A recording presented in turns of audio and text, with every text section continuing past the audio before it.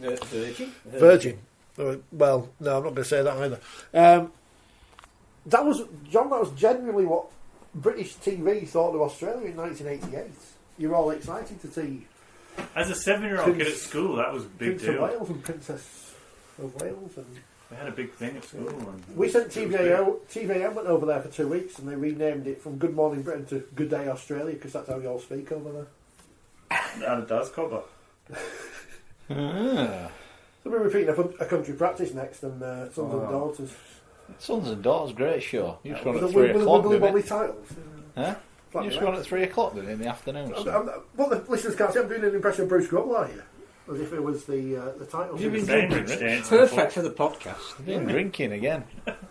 How's our request for salary cap dispensation gone on? I notice there's no biscuits. Not worked, has it? And Scoey's not here, so we clearly are. We're down on money. I think they're coming up at 7. Are they? All right. Okay. Why, were you waiting an email to confirm, are we? Sons and Daughters, Young Doctors, a country practice. It could be I've left them in the kitchen. You've left them downstairs, have you?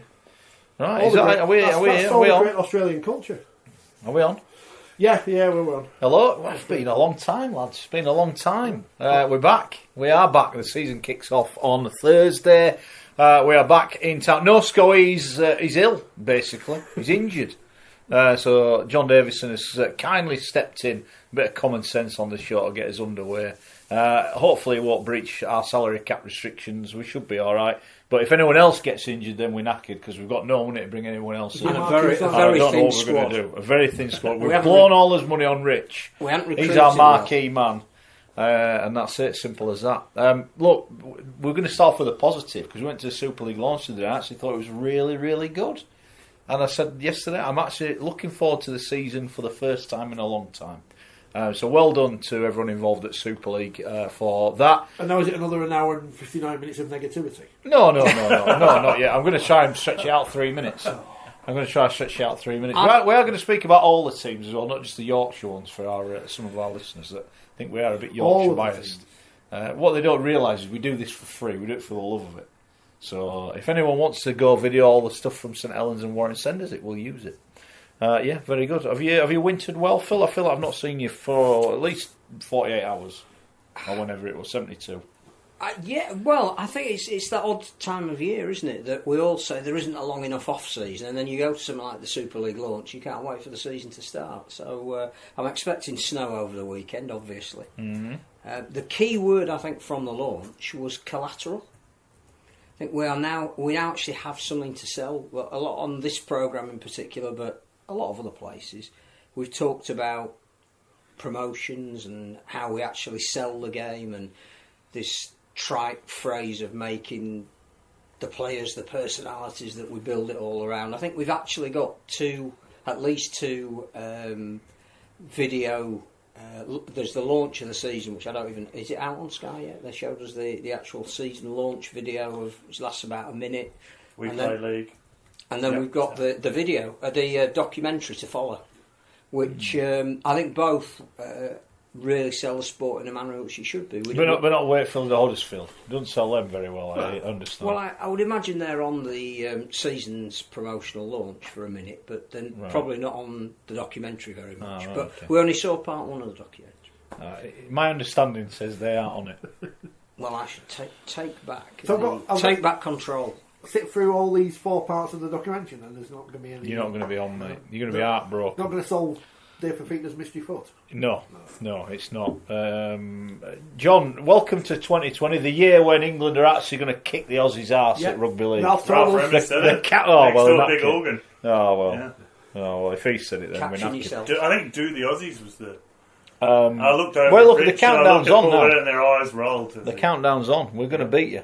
We're going to beat wheelchair you. Rugby league. I just read. It wheelchair rugby league. I think you beat us in wheelchair rugby league every time. Yeah. Sack the men off, sack the women off wheelchairs. That's the future. I think I read in a young journalist by Ross Evanstall. He did an interview with Tim Sheens, and Tim Sheens has picked England to. Interesting. They can win the World Cup and etc. etc. So. Yeah. Well, they could. But with his good mate Wayne Bennett in charge, of course. Yes. Is that going to happen? Do we think? Yeah, I think Wayne's a lock. Speaking to an England player, a lock for the job. I was speaking to an England player a test player at the launch, and Was he happy with that news? He wasn't unhappy. Yeah, it was. He just. Who was the player? Well, we won't ruin any confidence. It can't have been anyone from St Helens because they weren't there long. Was it Jackson Hastings? I think Wayne will.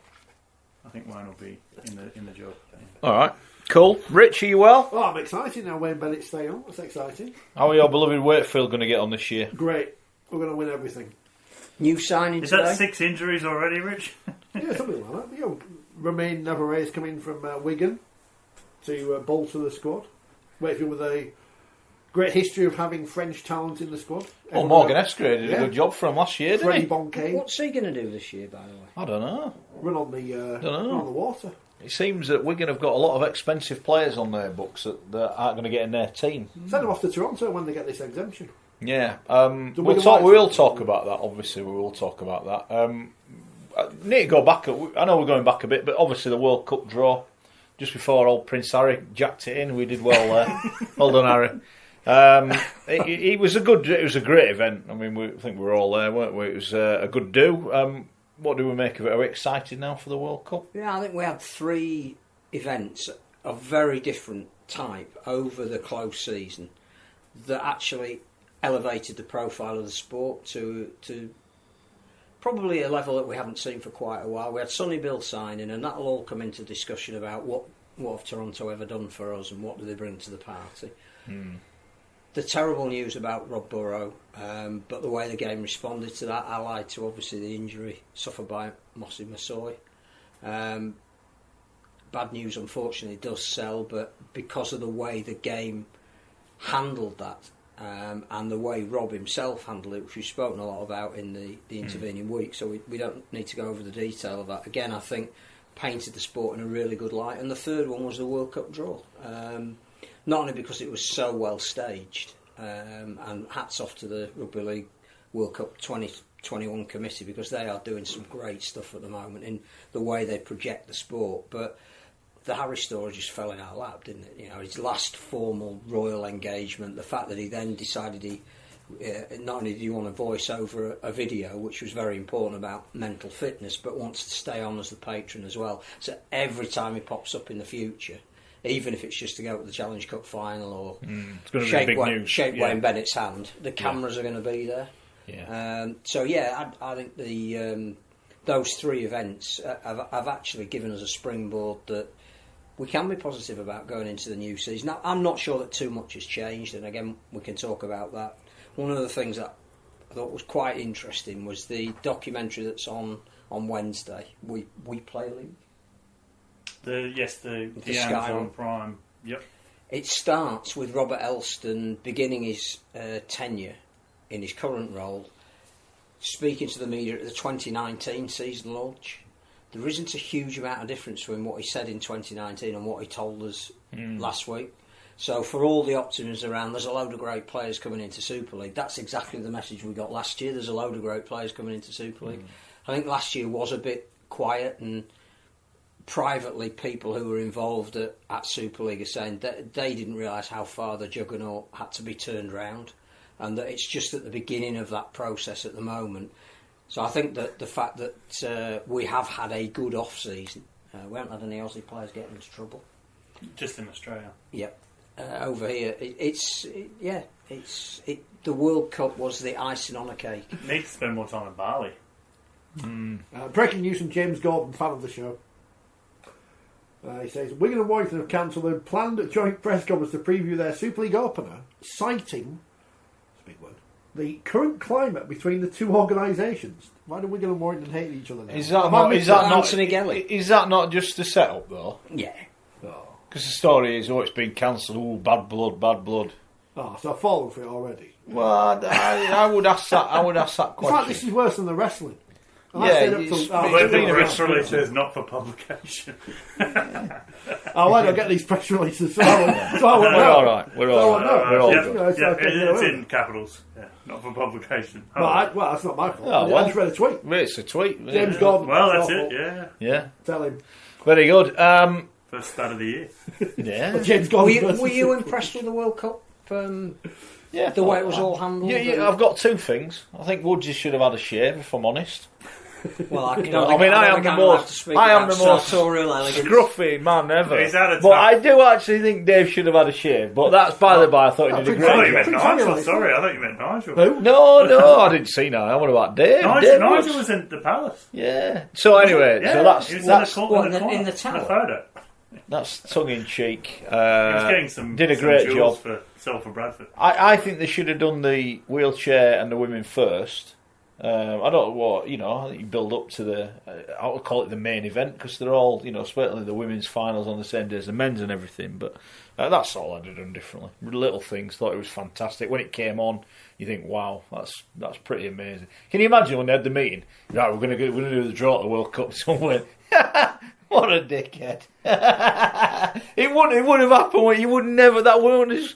You can imagine that, can't you, in rugby league, that got mentioned. Someone would have gone, nah, that's not happening. That's not happening. I remember December when they had a press event at Old Trafford, and there was like, we've got a really important location. They've done well to keep that under a lid. We were thinking, Odsal, Bellevue. Yeah. No, they've done brill. They've done brill. With the top royal, that's... But I still meant, I said it to you at the time, there'll be some people in that room squirming, going, this is putting us to shame, really, I think. I wouldn't be surprised. I mean, I'm sure that the Super League launch was well planned in advance, but I wouldn't be surprised if they came away from that draw and thought, there's a bar there that's been set. We need to get as close to that as we can. Yeah. They'd probably agreed everything they were going to do, but the launch seemed, with Brian Carney doing his interviewing and all that, it was more good. in tune. It was good. With, it was good. Okay, you can't compare the two, can you? One's an international tournament with big government funding, the other one's a club tournament. But if it's raising the standard every time somebody does something, then... Don't mean you can't aim high. Was James Maloney and Sonny Bill's banter. James Maloney taking a piss out of... Yeah. But again, Money Bill's love. Somebody thought about that. Get the two guys on stage who are going to react with each other. Yeah. Anyone who's watched the footy show and watched... Is Israel Folau funny? Will be if he signs for Catalans. Doesn't make too He's many coming to Super League, that's what I'm told. He's coming to Super League. Breaking, Mark Wilson. No, quite breaking, but my sources suggest he could be signing at a Super League club somewhere in the south of France. Forget that, though. Forget the fact that he hates gays and people who have sex and people who are drunk and everyone who's not in part of his little particular religion. Does he have Betfred on his shoulder? Because that's all that matters. Come on, Rich. You can't think that's a non-story. I've never seen. No, I don't think it is a non-story. But he's not wearing the link. Yeah, I think it was. I thought it was Rich or someone was like, "Oh, it's a non-story." No, I'm not saying it's a non-story. France. No, it's the reaction of people who were obviously just doing it to say, "Oh, he's a bloody Muslim. Let's have a dig at Sonny Williams." Yeah, let me in the paper today. Oh, he's taking the money from Betfred. Well, he's not directly, is he? He's not taking any money from Betfred. What's he going to do, though, when he catches the ball? Is he going to have to move the logo around quick so you can't see it? Super League... Not be tackled on the logo. He's got to play first. Will he play on Sunday? Betfred were delighted when it was announced in the news that Betfred will not be on his shirt. Betfred will be devastated by the fact that they keep continually getting linked with this guy. But just watching the players in the Challenge Cup. Maybe he likes Cole and don't like Betfred. I don't know. We got 74 seconds with Sonny Bill. Anyway, I was very pleased with that. I don't know from a national paper, and I got nothing. So, you can have 74 seconds if you want. I mean, I didn't ask any good questions. I was quiet, but my questions were shocking. Was there any yes, bro? No, bro? No, it was good. I called him a superstar. He thanked me for that, and it was very good. Butter him up first. I liked it. He has been good. I have to say, in all of the media he's done, and you'll appreciate more than any that he hasn't done as much media as he could, but he has been put up a hell of a lot. Yeah, he's come across magnificently. Comes across as a fine. I'll tell you what, I saw him when we got Ted in lane and walking in. He walked out. He was obviously going for his picture taking. He had his gear on. He's a big man, isn't he? He's a big man. First time I saw him close up was the 2015 Rugby World Cup final at Twickenham, and New Zealand just beaten Australia, and Israel Folau and him. This is before Folau went a bit crazier from his Mormon days, and I embraced, and I was in the mix zone and I just saw it. I was just like, that's an impressive looking as a physical specimen. He's a fine athlete. Different than. What do we reckon then? Do we think we're going to see him this weekend or not? I think we might see him off the bench for a cameo role. Do you reckon? 10 minutes? Or do we see him when he's been home and sorted out the birth of his kid? No, I think if that was going to happen, he probably would have already gone by now, because there wouldn't have been a lot of point him hanging around here. I think they're trying to integrate him slowly and surely into the team, and to do that he needs to play. That you can train as much as you like, but at some point he's got to be out there on the field. And I'll tell you what, by the way, what the hell has happened to the field at Leeds? Well, That's what happens You've when got, you you've let rugby got, in. you have got. That's that pitch. I did tweet before the lot. What a wonderful building that is, but that pitch is a disgrace. Tranmere Rovers versus Man United was played on a better. Is it Exactly. Yorkshire Carnegie? Have they been? Who? I can't. Leeds starting soon. I wouldn't have thought so. What? They never touched the ball. Soon for long being enough. relegated. I'm going to say. So that they need to sort that out. Well, yeah, wasn't Tony Smith talking about the pitch at Bellevue the other week when they played the friendly? The pitch at Bellevue is fine. There's nothing wrong with the pitch. It was- Yeah, don't you be criticising Wakefield's Bellevue. Mobile I Rocket think Stadium. actually Chris Chester can you mentioned please- that the pitch wasn't Can great you please, after the game. always, please refer to it as the Mobile Rocket Stadium in all correspondence. No. Oh, wink to the camera. Right, Toronto, they want some more money, a bit like we do. What's that? What do we think of this now? And why the hell, right? And this to me highlights the problem between the fact that we've now got two governing bodies ruling the sport. What has it got to do with the RFL?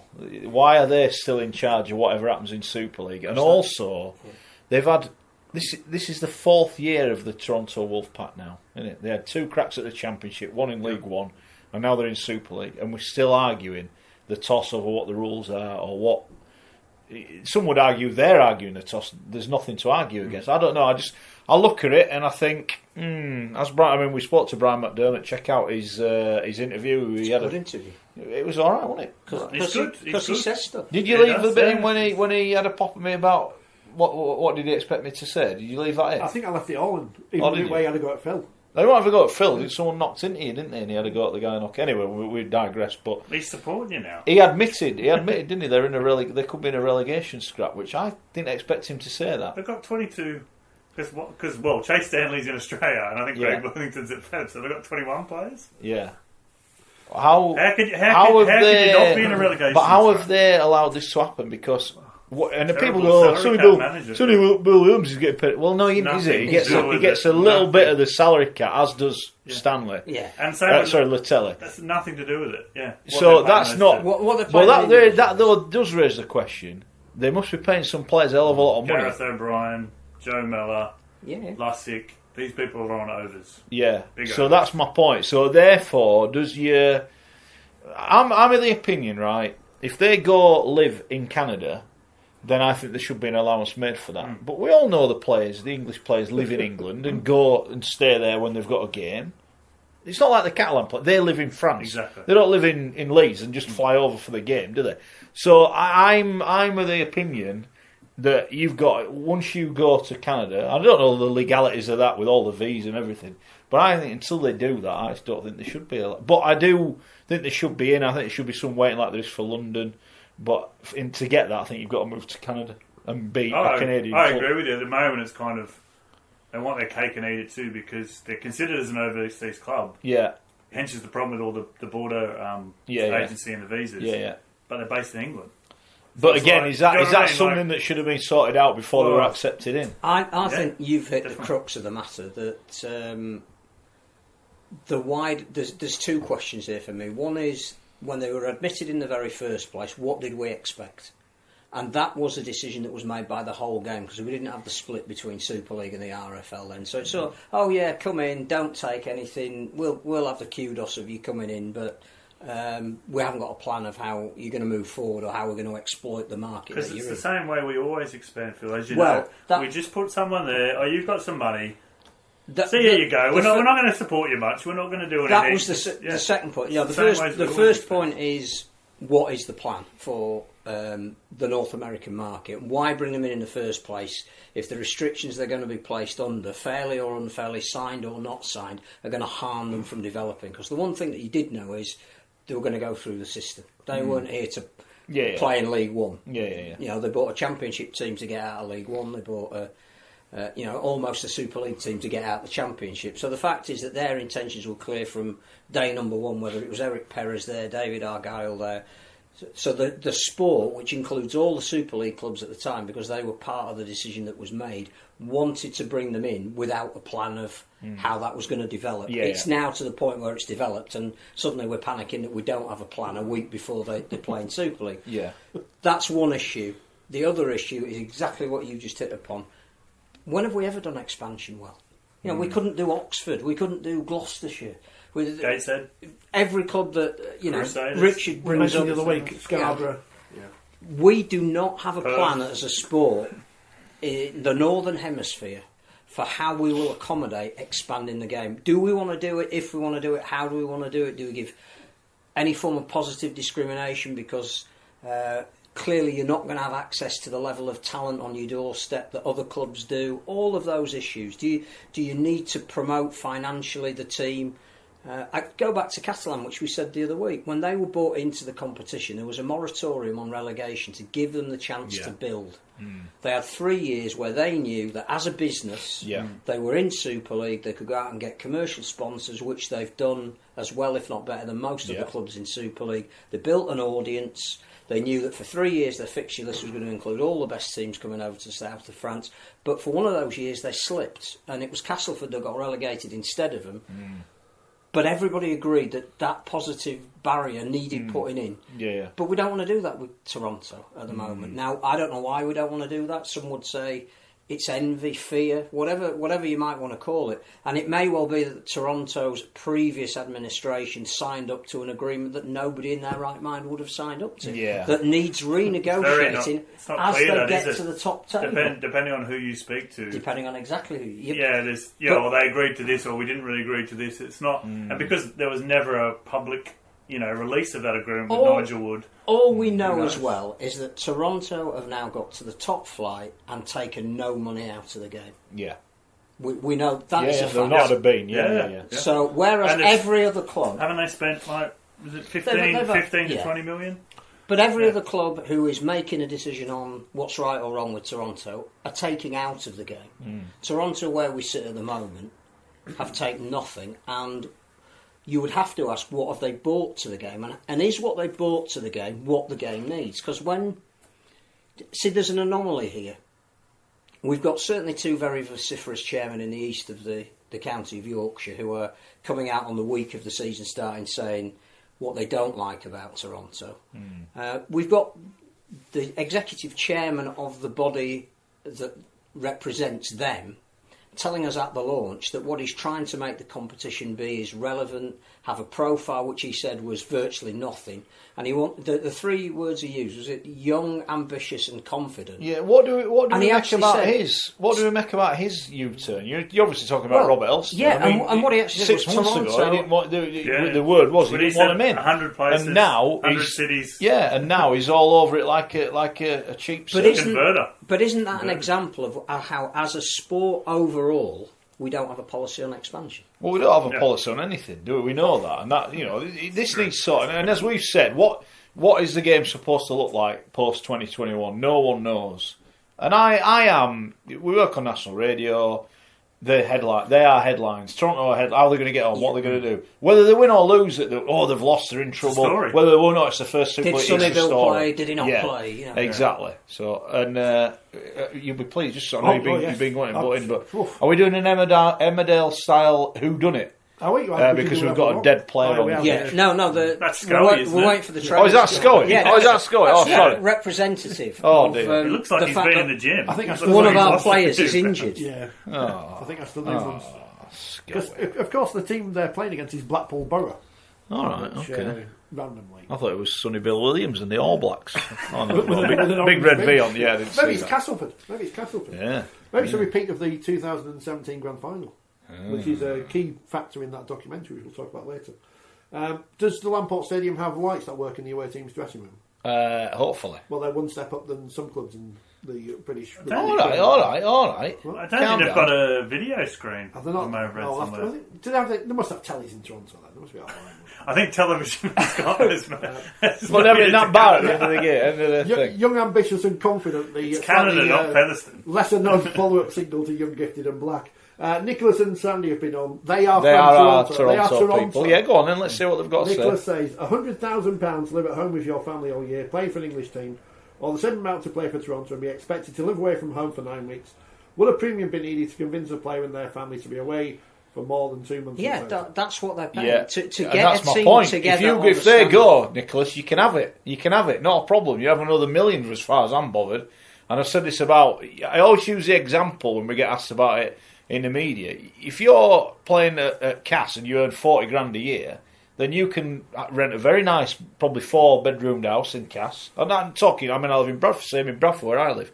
You could rent a very nice house, have a very nice lifestyle, and your kids go to a good school. You go to London, you ain't renting a box room for £1,000 a month, £2,000 a month. So you can't do it, and it's probably the same as you said. I think it's more to do with attracting the player in the first place to be part of that lifestyle. Let's say if you say to John Wilkin, right, you've got to go live in Canada for 8 months of the year, he's going to say, well, actually, I don't want to do that. I think it's also to do with the fact that you are going to be away from your family from a fair proportion of the season, even though you won't be living over in Canada. Now, we haven't as a game. That's professional sport. Yeah. No. Yeah. What about as an England cricketer? You're overseas all the time. Absolutely. But the issue, I think, is about do you make any kind of dispensation for the fact that it isn't the same lifestyle as people that live on the M62?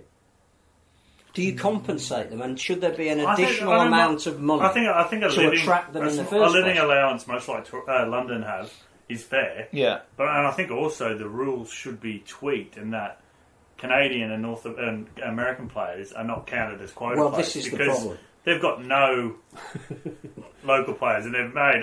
They talk about. They've made no effort. But there aren't any. I've seen a debate on Twitter about there are X thousand rugby union players playing in Canada, and they haven't made any. Those rugby union players are not at a level to play Super League. No. So just because there are players that recognise the shape of a ball and run around, but they could have played in League One. They could have played in the Championship. But the issue that you bring up is of the status that a domestic player would have. They're trying to re-sign Quinn Nagawati.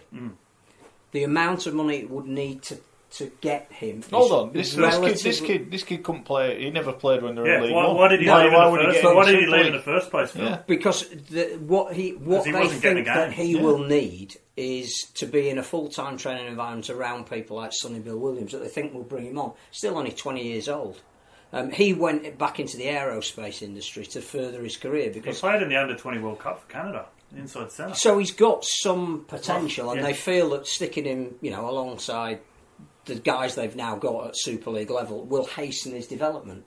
And the amount of money they would need to tempt him back out of the aerospace industry and into a full-time rugby league environment is not a lot. The problem is they can't sign him. It's just like because he's counted as an overseas player. Yeah, that's just. I agree with that. But apparently they've got no money left on the salary cap, and you can't go around blaming anyone else. They've spent that salary cap, nobody else. Yeah, no, it's what they should be allowed to spend to develop the sport. And you'll know better than anybody around this table about Melbourne when they were brought in. There was a conscious decision made. It was quite a funny comment the other day. Because he forgot to mention that Melbourne got done for avoiding the salary cap. I think they may have taken it to beyond its logical conclusion at some point. The Saracens of the NRL. Yeah. But what that model, there was a tacit agreement amongst all the other clubs that they needed propping up in the very early days to make sure that they survived. They also gave a chance to some young kids who probably weren't going to get straight into the Brisbane or North Queensland team, but have been identified as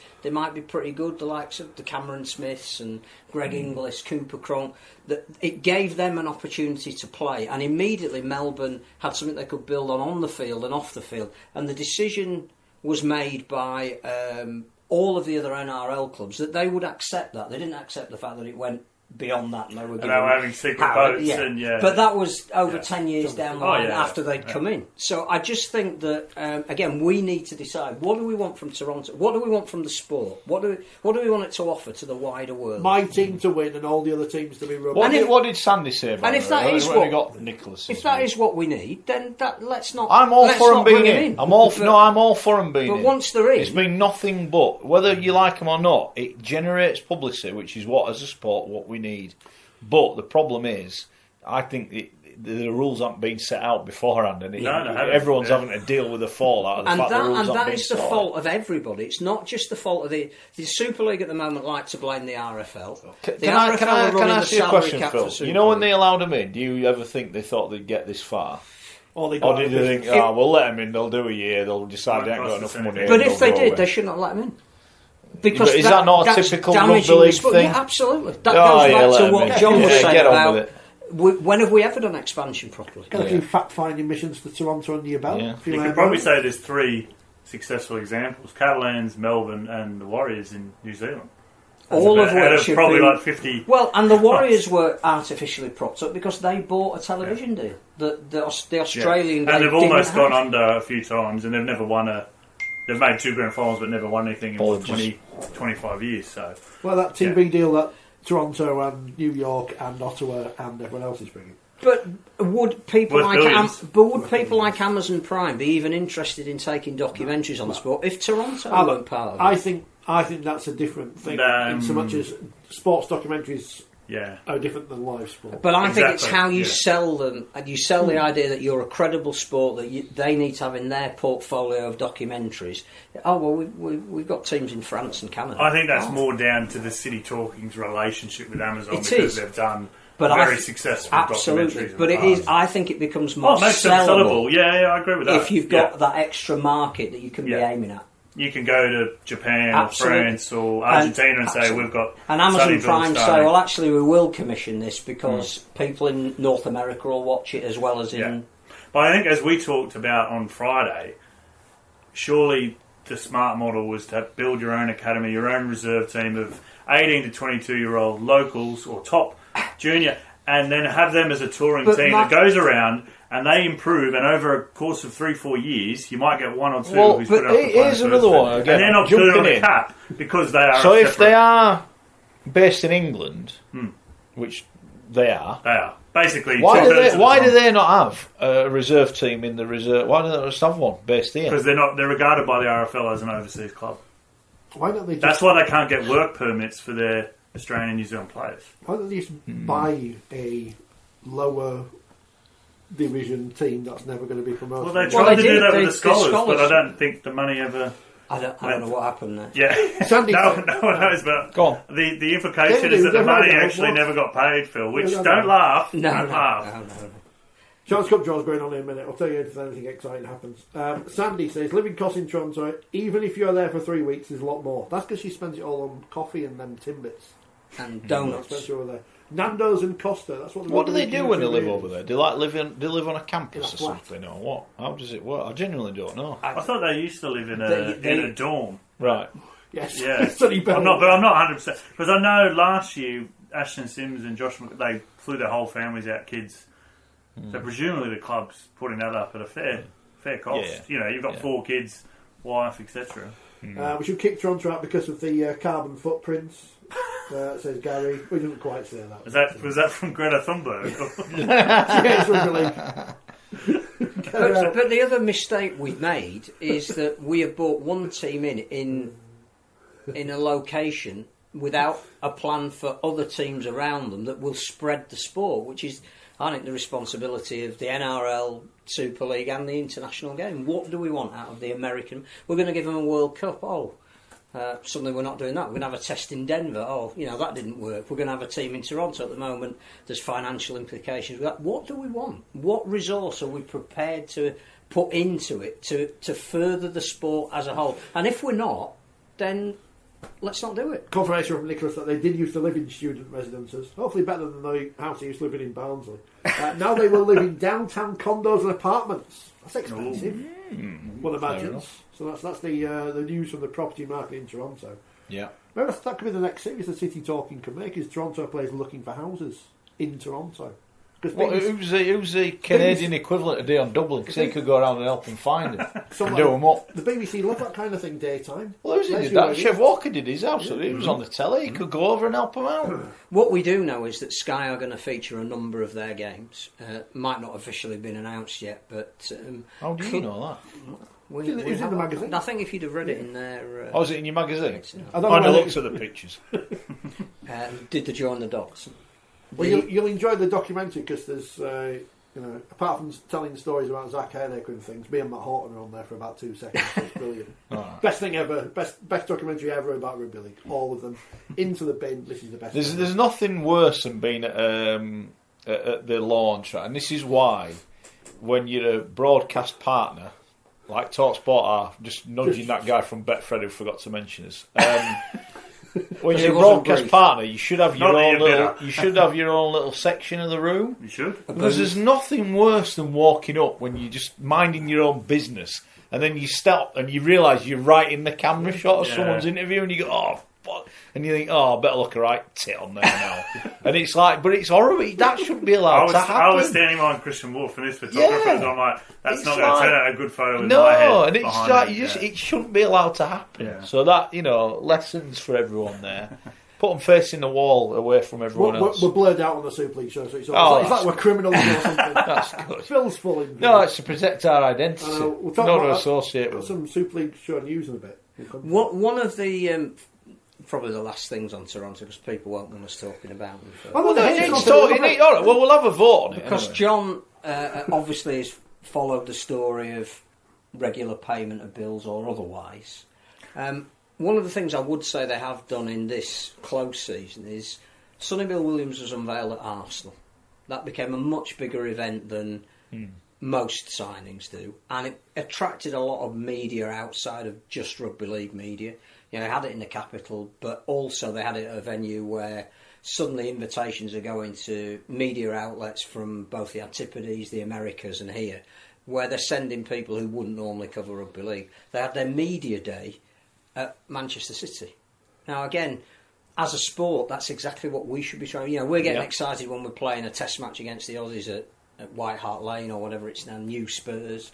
Robert Elston was talking about trying to appeal and appear relevant in the modern world. Well, you don't do that by having your media day at a local college down the road, where you've always had it. You take it to a prestigious location and people will build it and they will come. And I think that's one thing Toronto have done. They've got 10,000 fans that 3.5 years ago had never heard of rugby league, regularly coming to the game, which we can't knock because that isn't happening anywhere else. No, and having watched the pictures of being involved in the coverage of the game, they are going and enjoying what they're watching. They're not just going, "No, I don't know what's going on." They're going in the pain. People saying, "Oh, that's because they win every week." When they start losing every week, the fans will go. The fans want to see competitive sport. They will see it more than ever in Super League. Dave Woods and his beard, he's doing the Challenge Cup draw. So far we've got the British Army versus Ince-Rose Bridge. These are selected highlights. Thornhill versus Doncaster.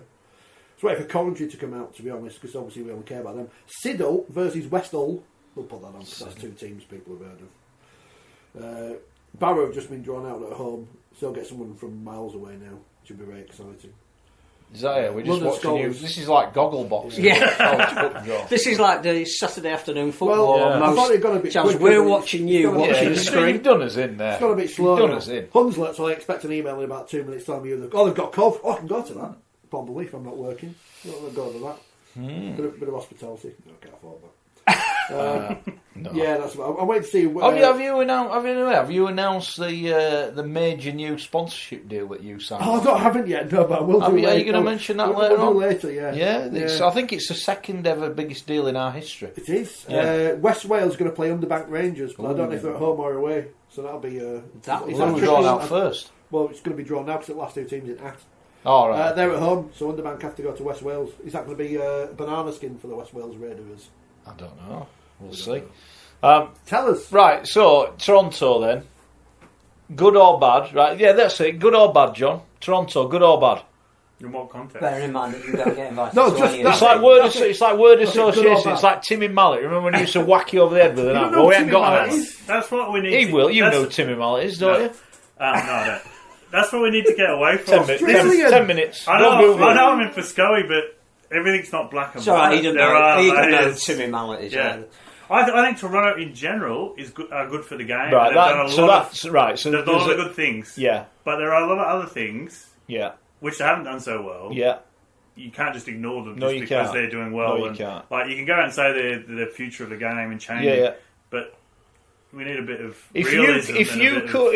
All right, then it'd probably do it this way. If you could maybe not tweak the rules, but clarify all the rules surrounding them, and maybe make it easier for them, would you do that? I have some sympathy for what Brian McDermott's saying, and I agree with Phil in terms of a living allowance or maybe a relegation because Catalan's had it. That kind of sets a precedent.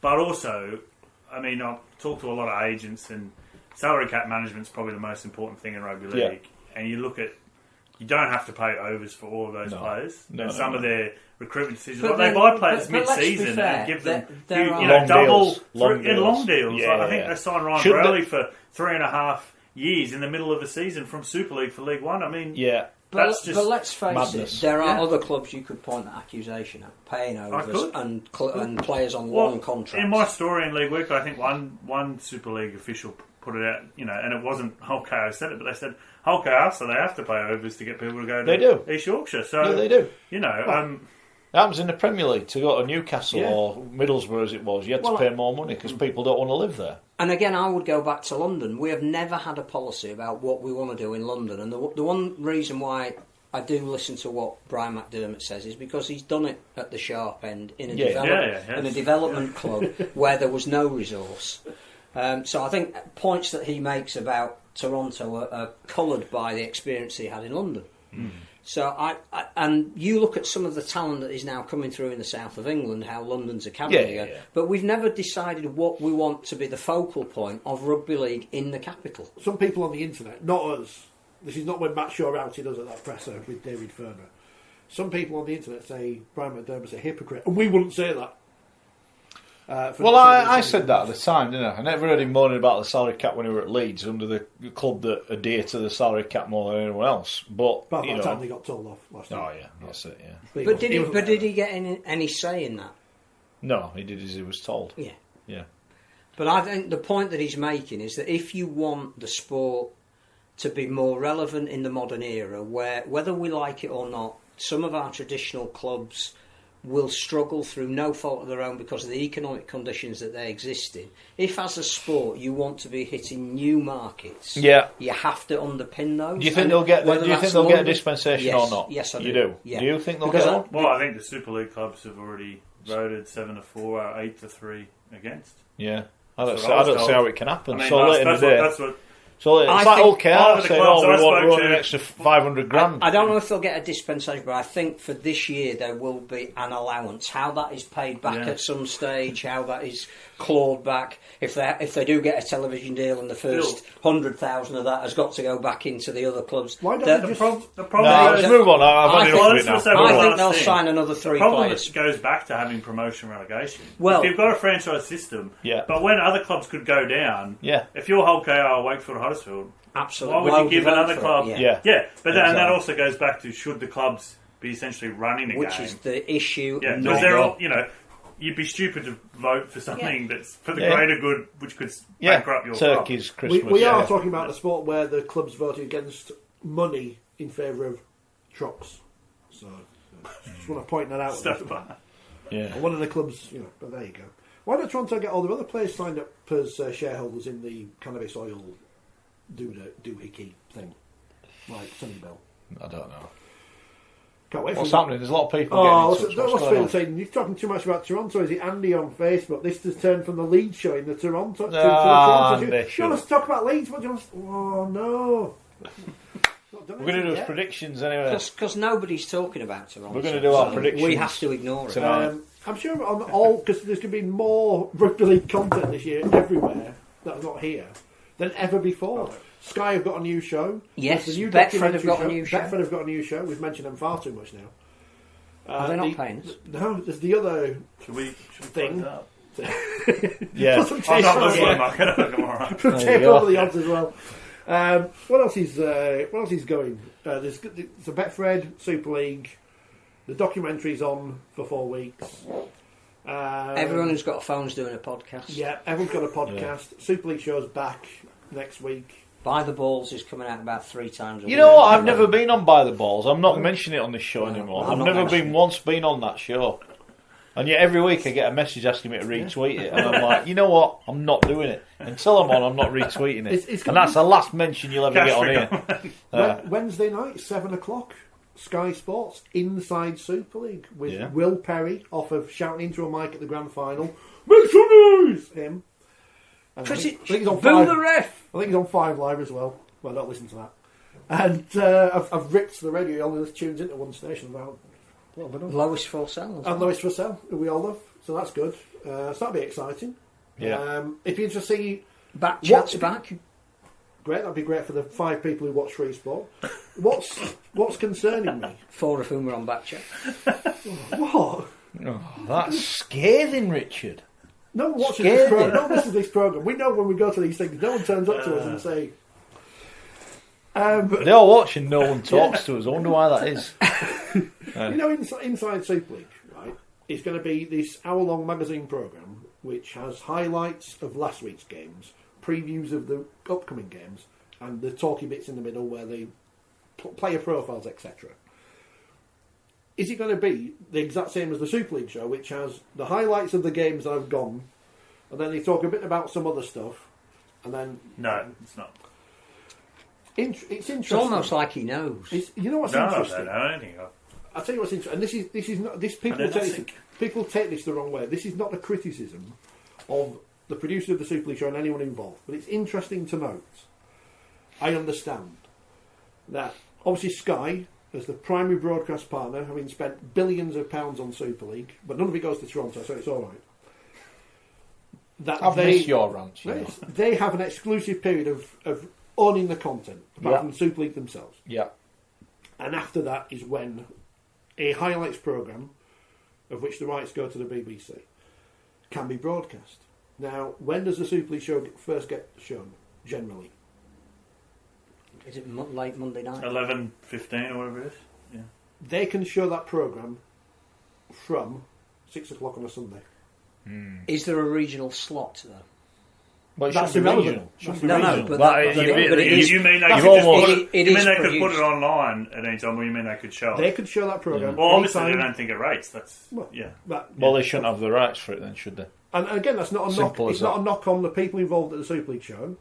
It's just the point. Yeah. It's just interesting. When the RFU or the Premiership or whoever it is have their programme on Channel 5, they don't say to them, "Oh, you just stick it on at midnight," do they? It's interesting. I think there's a few Saracens. Saints fans mourning that we're not talking about Saints. We would have done, but they didn't. They buggered off. Yeah, they did actually. They Yeah, they did. You know, Yeah, they did. got They to- went. They didn't even say goodbye or Not our anything. fault. No. Wigan at least said we'll send you a clip. Yeah. Did they? Well, I forgot to email him, so it's my fault. But I thought if I'm doing I can't be able to do a programme of all 12 clubs, so I can't get all 12 clubs in. So most of them, We'll talk about Saints now. New coach, same team, miles better than everyone last year. They're going to finish top again, aren't they? Surely, John.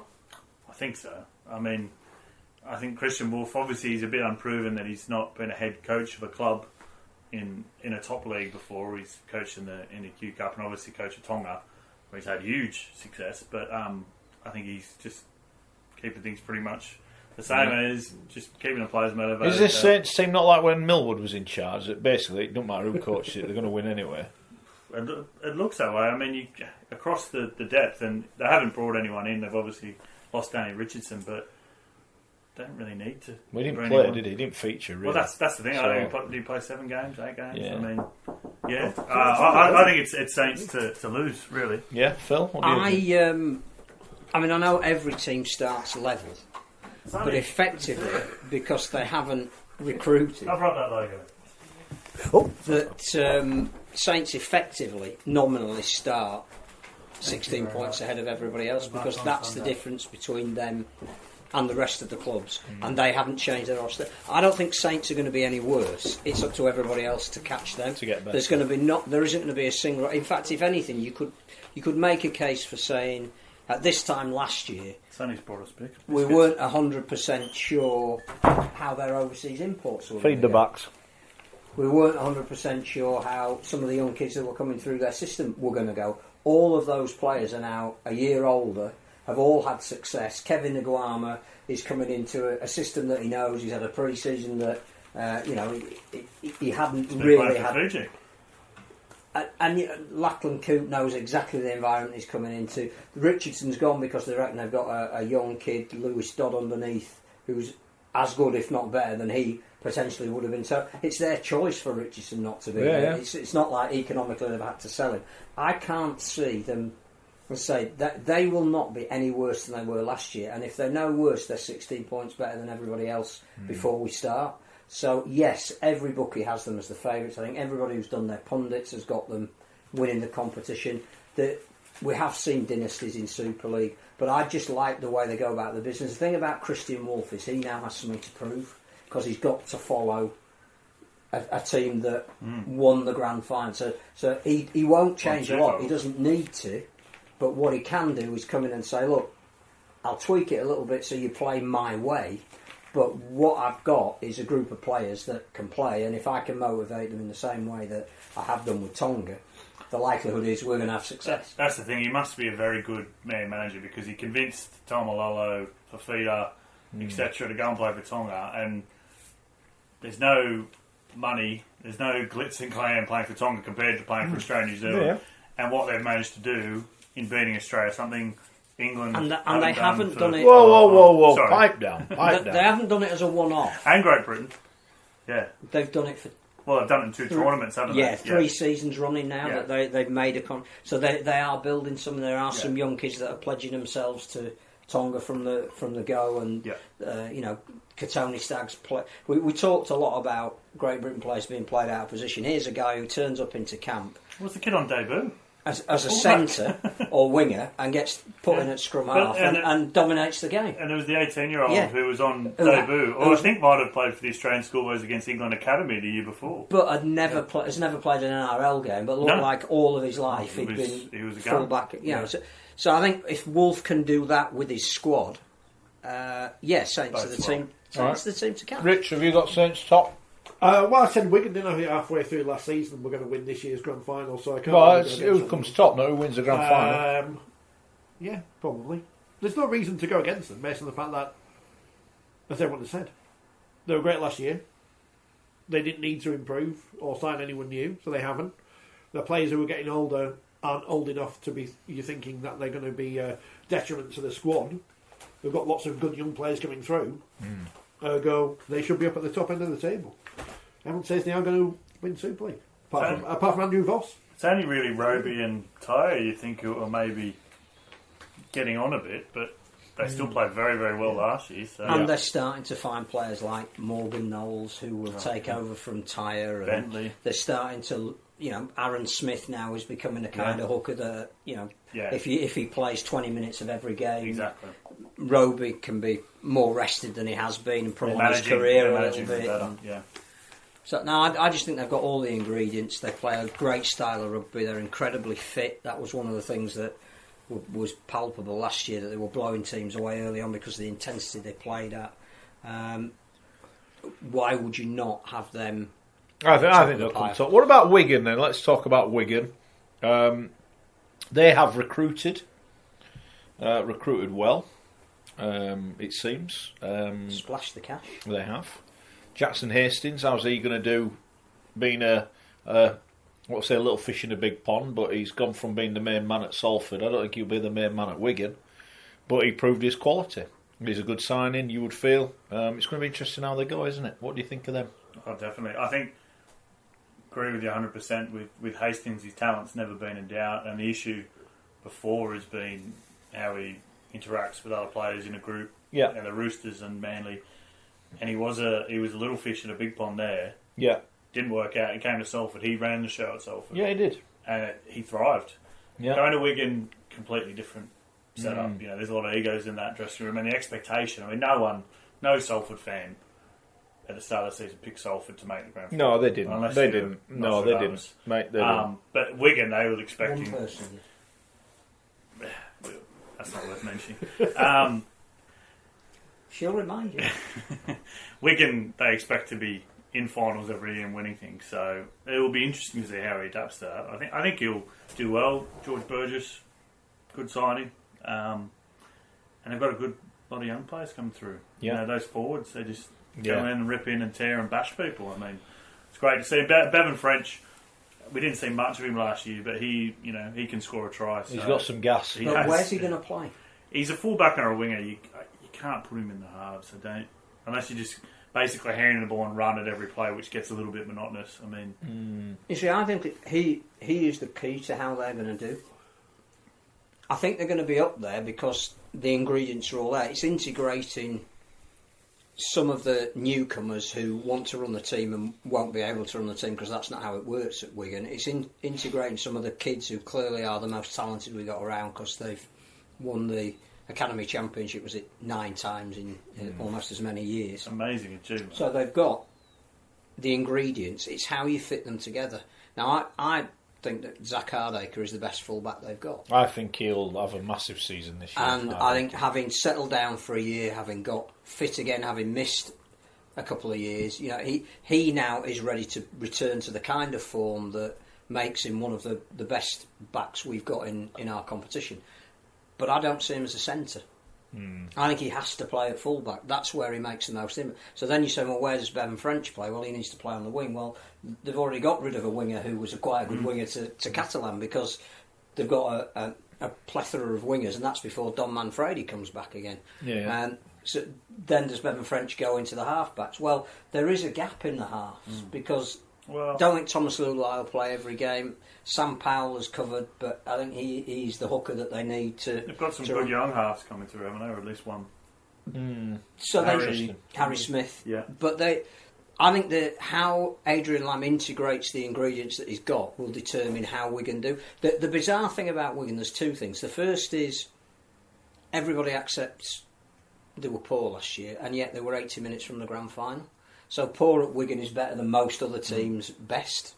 Yeah, well, were they that bad? I mean, First they third of the yeah, season, they were I think terrible. so. But once he But got the second third of the season, they were really good. Yeah, but they even, went 12 or 13 games in a row. I think. yeah. Don't forget they had all the who's going to be the coach. No Bateman, But they weren't great in the playoffs. So when it got to the end of the season where they needed to kick on to another level, they found they couldn't do it. So they basically did a reverse Warrington. But the interesting thing is the second point, and that is, are the Wigan public going to buy into what's happening there? Because Ian Lenigan himself said it, that one of the things that they need to do this year is consolidate themselves as a business.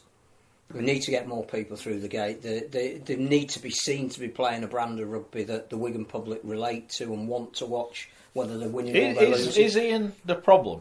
I know it's probably his son listening. I expect to get a message about it, but it's a serious question because he puts some money in. We know that he's out of pocket every year he runs, so he's putting his money in. So you can't criticise him for that.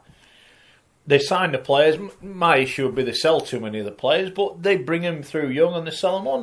That's fine. It's a business model that's it worked is. for them. Well, it has, but it hasn't because they're still losing money even though they're doing that. It's worked in the sense of that they've been able to remain competitive and still win. Yes, and credit, to stay at the top is a tremendous achievement. But why are they not going? Because we were told, it's a style of rugby. Brexit. So Brexit they changed the style of rugby, and the crowds. I thought there were some interesting comments from Ian in the press when he said we're really happy with the crowd for the playoffs. I thought, well, if Salford hadn't come, mate, you wouldn't have got anybody there. So those playoff crowds were and Warrington as well. Awful. So I'm not so sure about that. I think the bigger issue for Wigan is the issue that faces the game as a whole. That are we commercially relevant? And what can we genuinely look to get through the gate? And if it's not going to be enough to sustain the sport, then you do have to look at new markets, which brings...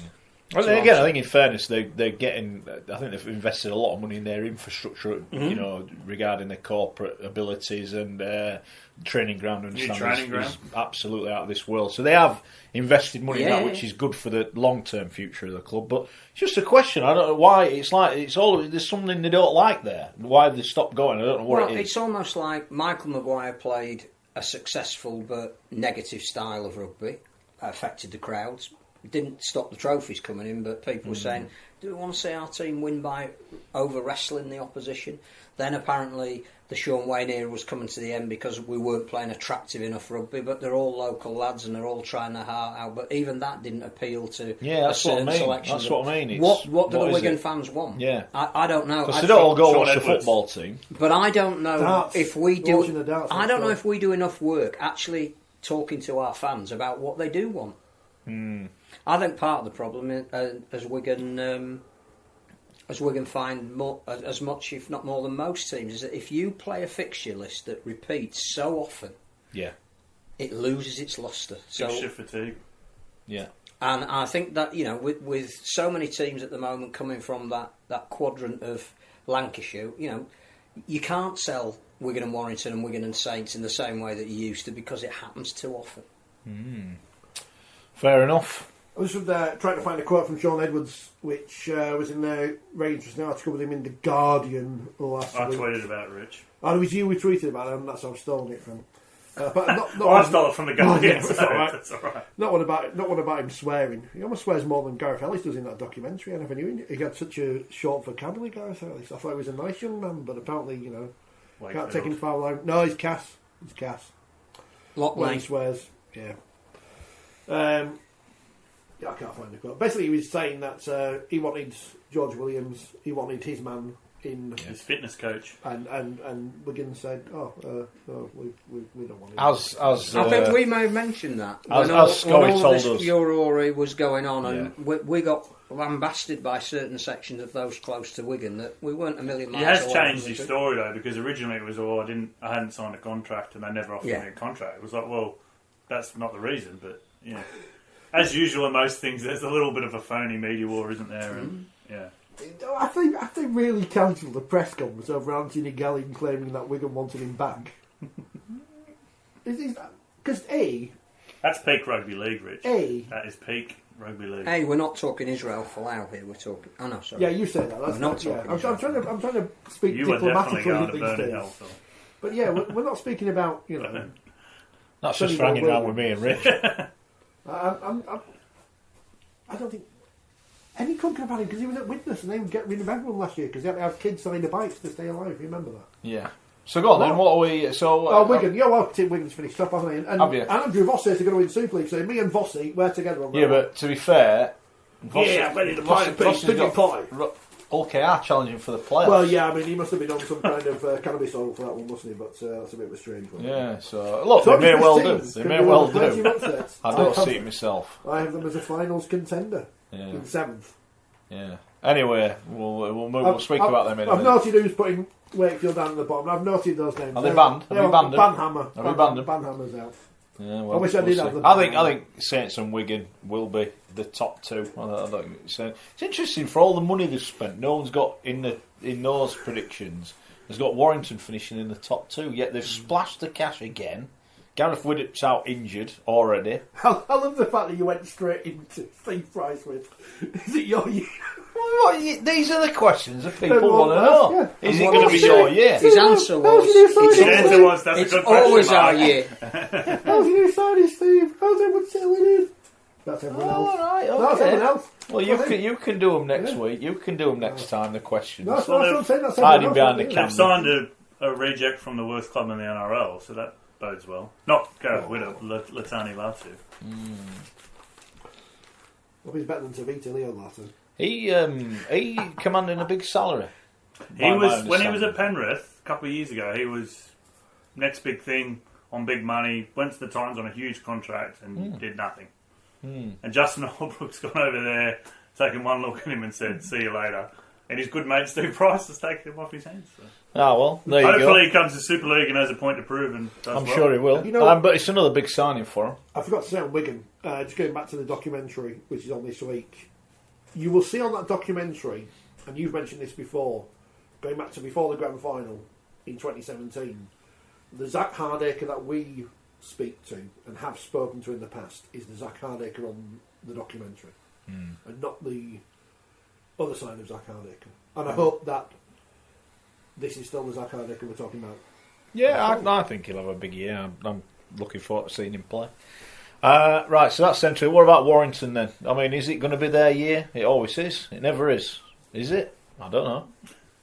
Well, I thought last year was going to be the year. I think they'll make the top 5, but it'd be a disaster if they didn't. Yeah, definitely. Well, I think there'll be some serious repercussions. But I think if Widdop stays, when he gets back fit and stays fit, him and Austin is a really exciting partnership, probably the best halves partnership in the competition. But I don't know if there's enough pace in the outside backs. Matty Ashton's quick. Apparently he's training really well. I've not seen him. I know he did great things with Swinton last year, but I've not seen him play recently. But yeah, he apparently has got a lot of potential. So hopefully he's nice to see him get a go. But just Chris Hill looked.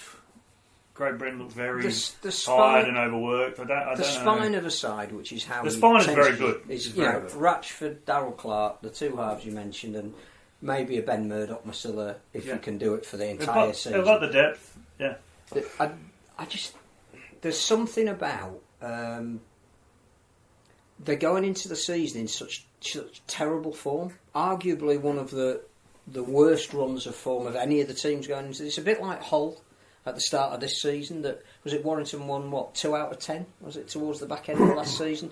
Masked by the fact that they had a brilliant Challenge Cup final where they got the tactics right and some players who played out of position rose to the occasion magnificently on that given day, but they couldn't sustain it for the remainder of the season.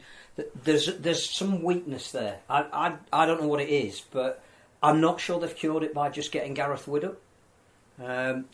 Obviously, they're really unlucky with the half-backs that they signed. Tyrone Roberts, for whatever reason, didn't do it. Kevin Brown obviously was injured before he could replay. Widdop now is starting with an injury. Fortunately, it's not a serious one, but he comes with a reputation of shoulder injuries, so he's not got a clean bill of health at the moment. For me, there's just something missing at Warrington. They do a lot of good stuff off the field. We think perhaps exaggerated rivalry with Wigan to get people in. Bring it on. That's exactly what we want. That's exactly the problem, what we want. Phil, that's the but problem. People complain to about there's no news, there's not stories, and then when stories come out like the Sonny Bull, Brett Featherland, this thing, people go, "Oh, I don't like that." If you want to be a big sport and you want to be talked about, you have to have thicker skin and be able to take. Yeah, of course you do. I mean, where does Deck Patton fit in this year? Or Swinton in the reserves, or Rochdale, whichever team it is. I forget which they're Joe Red. But I also think they've got to play people like Joe Philbin a bit more because he obviously played a lot last year. Philbin, but he's got to be a start. I think rather than come off the bench and just be an impact but player. Look, it's a team. I think Philbin is one of the. I think I've said it a number of times. I think he's the most improved forward in the competition. I thought last year, brilliant, big year for Ben Curry, who had a full. Close season, getting over the terrible injuries that he had. If he can recapture the form he showed when he burst onto the scene, then that's some of the pace that they need. Have they got to make a grand final as a minimum? Do you think for Steve Price? Because they have, he's blessed with resource. Well, they have got money. They've spent it. He's made 3 out of 4 finals. He has, and he's won one of them. Yeah, that's not a bad. And record. Probably the one that no one thought he'd win. He won. Yeah, but the grand final. I mean, how many grand finals have they been in since 2013? Yeah, and they've won the Challenge Cup again and again. So you really think he has to get the big one. It's the Holy Grail. I'll come to Toby, one of our Warrington correspondents, in a moment. But Andy says you can just tell who of the panel hates the wire. We don't hate Warrington. Who is it? Who is it? Is it you, John? I quite like Warrington. I'm not banned from there. I don't dislike Warrington. They're not Leeds. I like we don't hate welcome me with open arms. We actually don't hate anybody. No, we don't. It might come as a shock. No. No. Not even Scully, we don't even hate him. Sydney. But Toby, our Warrington correspondent. Yes. Ashton played really well at fullback against Salford because they put Steph Ratchford in the halves, didn't they, for that game? Yeah, that could happen on Thursday. Because I heard that at the launch. He says Patton wasn't even included. Nah, his time has been gone. He needs to move to. He should have moved. Yeah, I'm surprised they haven't let him go. He's got Jordan Lillard written all over him, sadly, at the minute. Yeah, that type of potential that just hasn't been fulfilled. And maybe he needs to take a step back to take 2 forward. But we'll see.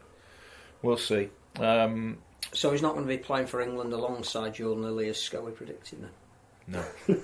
No. What about? I thought it was Truman Richardson. We are going to go back to Yorkshire now because we've mentioned the top 3, and none of us really have mentioned anyone from Yorkshire. I think Hull are going to have a big year this year. I could see them being 3rd or 4th quite easily.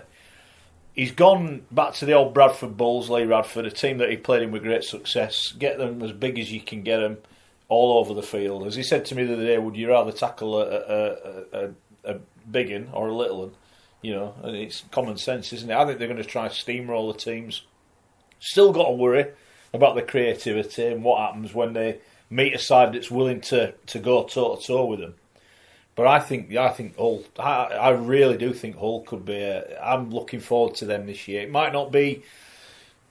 You don't want to say expansive rugby. I think they're going to run straight over you than run round you. But they have got the talent to run round you as well. Pearson spent a lot of money. I don't think there's any excuses. Well, I think this year they made a decision last year to keep recruitment to a minimum with a view to going all in this year. But they've spent a lot of money. Manu and Minicello, who are a bit old. They probably maybe 1 year. They did. They played 1 year too many. Yeah, but they've done it, and I think it's exciting times. The one where I have is they haven't got. I don't think that. But maybe they've got the perfect halfback now in Sneed. If you just kick him down and you're just going to bully teams, and that's what they're going to try and do. He didn't make any. Comes down to Kelly and Connor for me. Yeah, because they've got the pack. But Connor at halfback has not worked out. That has but they've given him the number 6 year, which is really interesting. Is that to massage his ego rather than I'm asking the question. No, but what I mean is he a guy you need to have your arm up? Come on, Jake, you're the man. You're the man. Is he going to do that? Yeah. Or I don't know, but I honestly think certainly out of our Yorkshire representation, I think they're going to be the biggest chance we've got of winning anything. I think they'll go close. They need to do one thing this year that they haven't found the key for, and they may have done, and that is use Danny Houghton a little bit more sparingly. Yeah.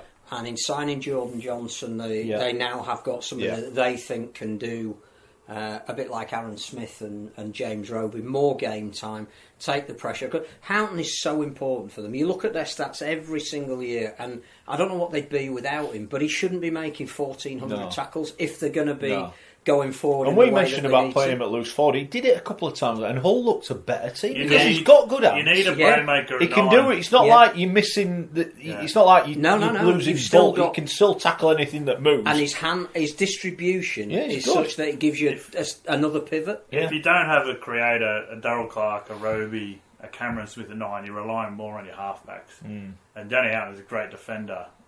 He's not a threat when he runs with the ball. And I always feel bad because I always say it, but if you gave coaches the pick of a number 9, Danny Houghton would be quite low on the list because coaches take tackling for granted. Yes. Even though he does a hell of a lot of it. Yeah. But you're expected to do that. It's what do you do on the other side of the ball. And he does it over and above what most human beings can do. He's a tremendous player. He's a great guy. But he's not used properly. My only worry with Hull is they've got a really big and mobile pack. I think we all can't wait to see Manu Mao. Of all the signings that have been mentioned, he isn't being. He's not being got up on the stage, but he hasn't got the name Tongan Terminator for no good reason. He could be a sensation.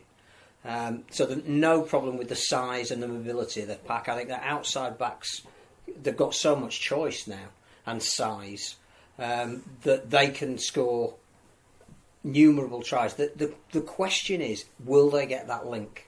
Will they get that trio in the middle of the field that will get the ball where it needs to be, when it needs to be there? And that's the conundrum. I think they will. And who is going to do it? I have a feeling they are going to play Connor at 6. Because I think they've said to him, I don't think they will. That's where your future is, and show us you can do it. I think he'll get a chance early on. Twitter.com's Matt says he's not a big fan of Jamie Shaw, Mediton, you see. Try Connor at fullback, gives him space and freedom. There's another shirt that Connor can wear. Yeah. Shaw is quick, good at finishing off good stuff. Out of dummy half does he if create you need enough him to create. He's not a Lachlan Coote, is he? Or even a Hardache. He's not in that. He's not at that level, but he's decent. I get that. I could see that. I'll revise my opinion. If you're going to play Jake Connor at 6 all year, then Hull won't do as well as I think they will do if Albert Kelly plays. I think they might start him at 6 and see if he can. I don't think that will Kelly be fit all year. Well, but it's nice to have him as a backup Kelly's in the last year of his contract as well, which historically I think, looking at his career, hasn't been his most productive year when he's been at it's usually the opposite way for players, isn't it? No, I think he'd be alright. He'd be playing for a contract. Carson's banned, by the way, because I tweeted a picture of earlier with Phil in the background on the Super League show, and haven't you got your jacket saying it's like something Ralph would have worn? Which I think my automatic. No, Phil, so that's automatic banning. That's It wasn't It's tweed. graceful. If Ralph had worn it, I could have turned it into You a were suit. on a scooter though, It's graceful. for some reason. I thought you were in New Zealand. Harsh. That's harsh. Ian will play Kelly at loose forward if Connor plays in the house. Hull have a squad with that's just- strength in depth all around the park. They do. That's a scoey comment. It is. Is he? Well, he does. You can't he play. does You defend can't play tough, but- halfbacks in what is essentially a props position now. Yeah. Although need a big I body. think that's changing. I think there is a realisation There's- that you don't need three No, props. you basically Nah, it's not. It's not. you need to have a loose. You need need to to have a have- prop who has skill Yeah, and you- can ball play like A ball a player. Liam Watts, a Jake Yeah. Trbojevic, but you can't Thompson. have someone who's No. 85 kilograms and 5'8". All right. Cool. What about our runners-up last year, Salford? Where do we see them? Well, I'll tell you where they will finish bottom is the kit league, because that kit is dreadful. All right. Okay. Bottom of the kit league. says Well, Rich. Andrew Voss has got the bottom of the league. Yeah, I'm not having that. I'm not having that. Pigeon pie. What? It's going to be hard. They've for had them. quite. They've had obviously a huge turnover. You know what I mean? Two Obviously, best players. Josh gone. Jones has got. Oh, I Josh didn't even Jo- yeah, mention him in our. Great Britain. But they could be in a better place Yeah. on the basis of the fact that they had an individual last year who was fit for virtually every game and ran the show. And what they've got this year seems to be more depth than they've had in previous seasons. You look at some of the players that they've signed, particularly the three that they've got from London, and they all have a pedigree to do a job every single week. They're workers, they're team players. So, Luke Yates that nobody had heard of, Yeah. second in the tackle count. Hey, leave Yeah, the well, native all right, Austrians yeah, alone. all there, right. Phil. Let's. We know how to play You're footy. making a good point here. Re- Right, Reece look, this is Williams. who's going. This is who's going out. Right, Jake Bibby's gone. George Griffin's gone. Jackson Hastings is the big one. Man Greg still. Johnson's gone. Josh Jones, Daryl Brennan. Alforts, Logan Tompkins, and Josh Wood. Right, so those have gone. The big two, obviously, Jones and Hastings. Which were they not the two best But you've brought Salford in. players last year? Yeah. Well, they were, yeah, Yeah, they yeah, were. That's yeah. you can't disagree with that. But Yeah. they brought in Chris Atkin, Kevin Brown, do a good job. James Greenwood's a good player. Sebastian O'Keefe, I don't know what the hell happened to him at Huddersfield, but that first year he was in the outstanding, dream team. absolutely Yeah. outstanding. Connor Jones at Feather might be a bit unproven at this level, but potentially very he's a good. good player. Yeah, And a potentially good very backup good. to Darcy. Elliot Keir Joey Lussick. didn't let anyone down in Super League. Elliot Jack Coleman Keir's- Roy's got a bit of Super League experience. Paulie. All right, look, he's a big man, but he even showed in glimpses, and it is only glimpses. But the potential is there if they can keep him fit. I think Dan Sargentson will do a good job. Reece Williams, solid. Luke Yates, solid. I think you look at all those players and you go, you know what? If one of them played, you wouldn't have a problem with that. I think that's good I think recruitment. it's a solid team, but when you take out what Hastings did, and he was winning games on his own, and Kevin Brown is pretty much one injury or a head knock away from retirement. Brown and Aitken, presumably with Lola here, I mean, they're kind of the keys. Because I think they're quite good at fullback, got a good hooker, they've got some good forwards, some solid players, but I think they'll be all you right. take a man of steel out of any Don't team. forget, you've got Lola here, who is a bit of a jack in a bottom. If you Well, just he's been say in to great him, form. Kevin Yeah. Brown will do this, that, and the other, and you've got to do it. You Do know, the donkey work. I think Has across Kevin Brown still got it?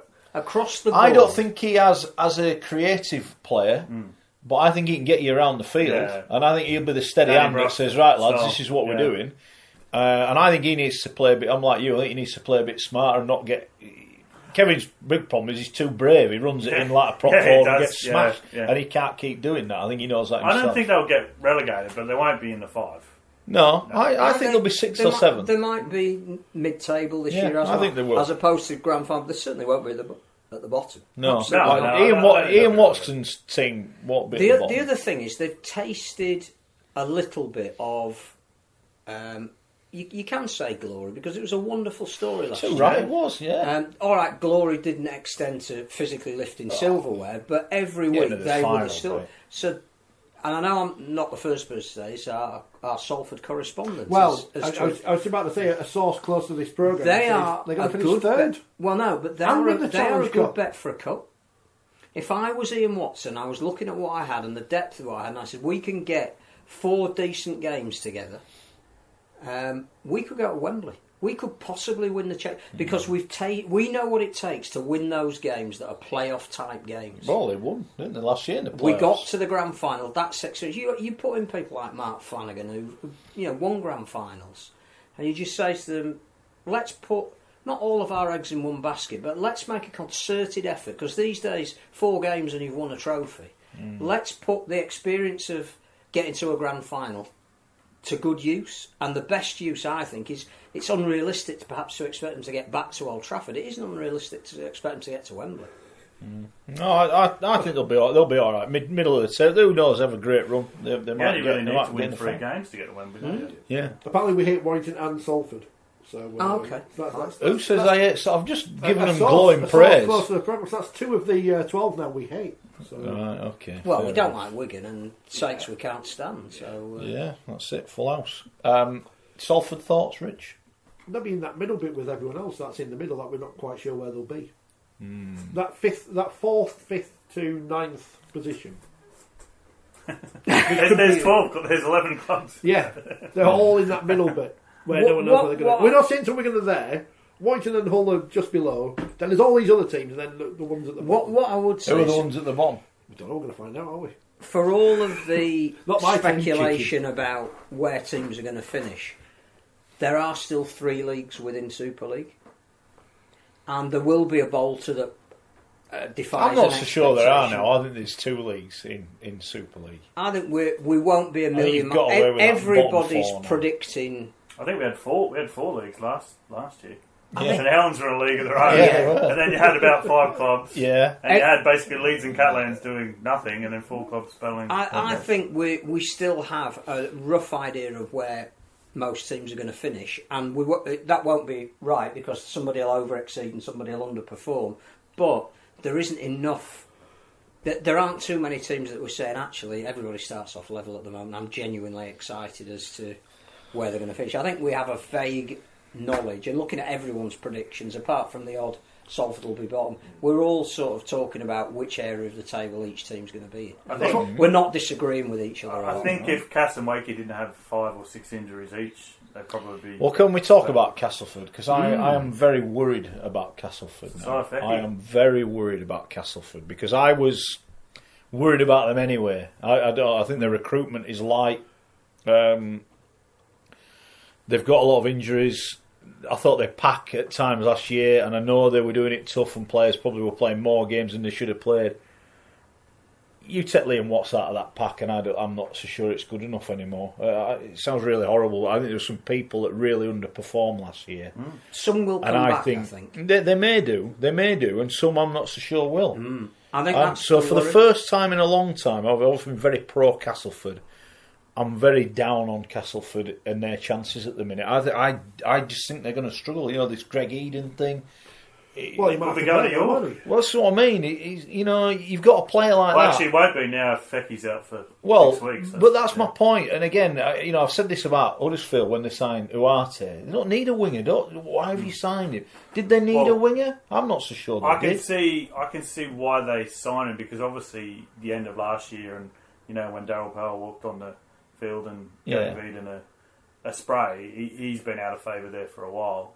But this is a guy that scored 40 tries or whatever the year, 2 years ago. He's very inconsistent. He's a brilliant finisher, but he makes decisions in games that can be very costly. He may have scored 40, but how many did they concede? And obviously for Powell, it looks like he's going, what you bring. Yeah, and he's got James Clare, he's got Olferts, he's got Fecky. Well, Simon Fecky. Is there another winger there as well?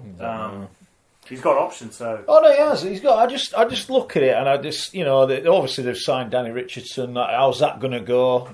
That was the issue last year when Luke Gale went down and Truman basically had to carry... Yeah, but it was impossible. They are 2 very inexperienced halves. I know they've played for England Knights and been in the Great Britain squad, but that's still a lot of pressure on 2 young players. The best combinations have the Kevin Brown that can get you around, and then they exciting... More experienced.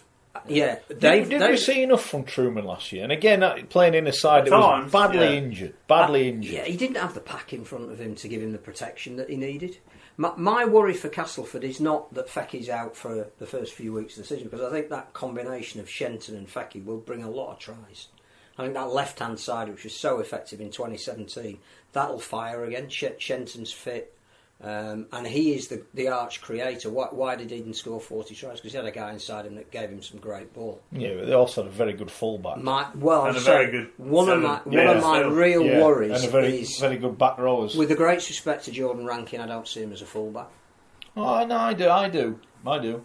Certainly not a Zach Hardacre type fullback. No, but he's a creative. There's player. great pressure on Richardson and Truman, who are very young, to gel and take that team round. 30 weeks is a lot of weeks to be doing that. Are they the only club that's got 2 English halves? I think it's important for the competition. It's important for the English rugby league because you look across and it's all Australian halfbacks. I mean, they get the chance. That's got to be a good thing. I think that by their own admission, people like Paul McShane and Adam Milner were slightly off the pace last year, but I think they'll come back. I think. Well, you could add Mike McMeekin into that list. He was off the pace. Yeah. But they should have come and get the reunion pretty much in the papers. Well, there you go. Straight to Saracens. You see, you made a point, right, about Leeds, and when I criticised recruitment, you said, "Well, yeah, but you've got to upgrade people."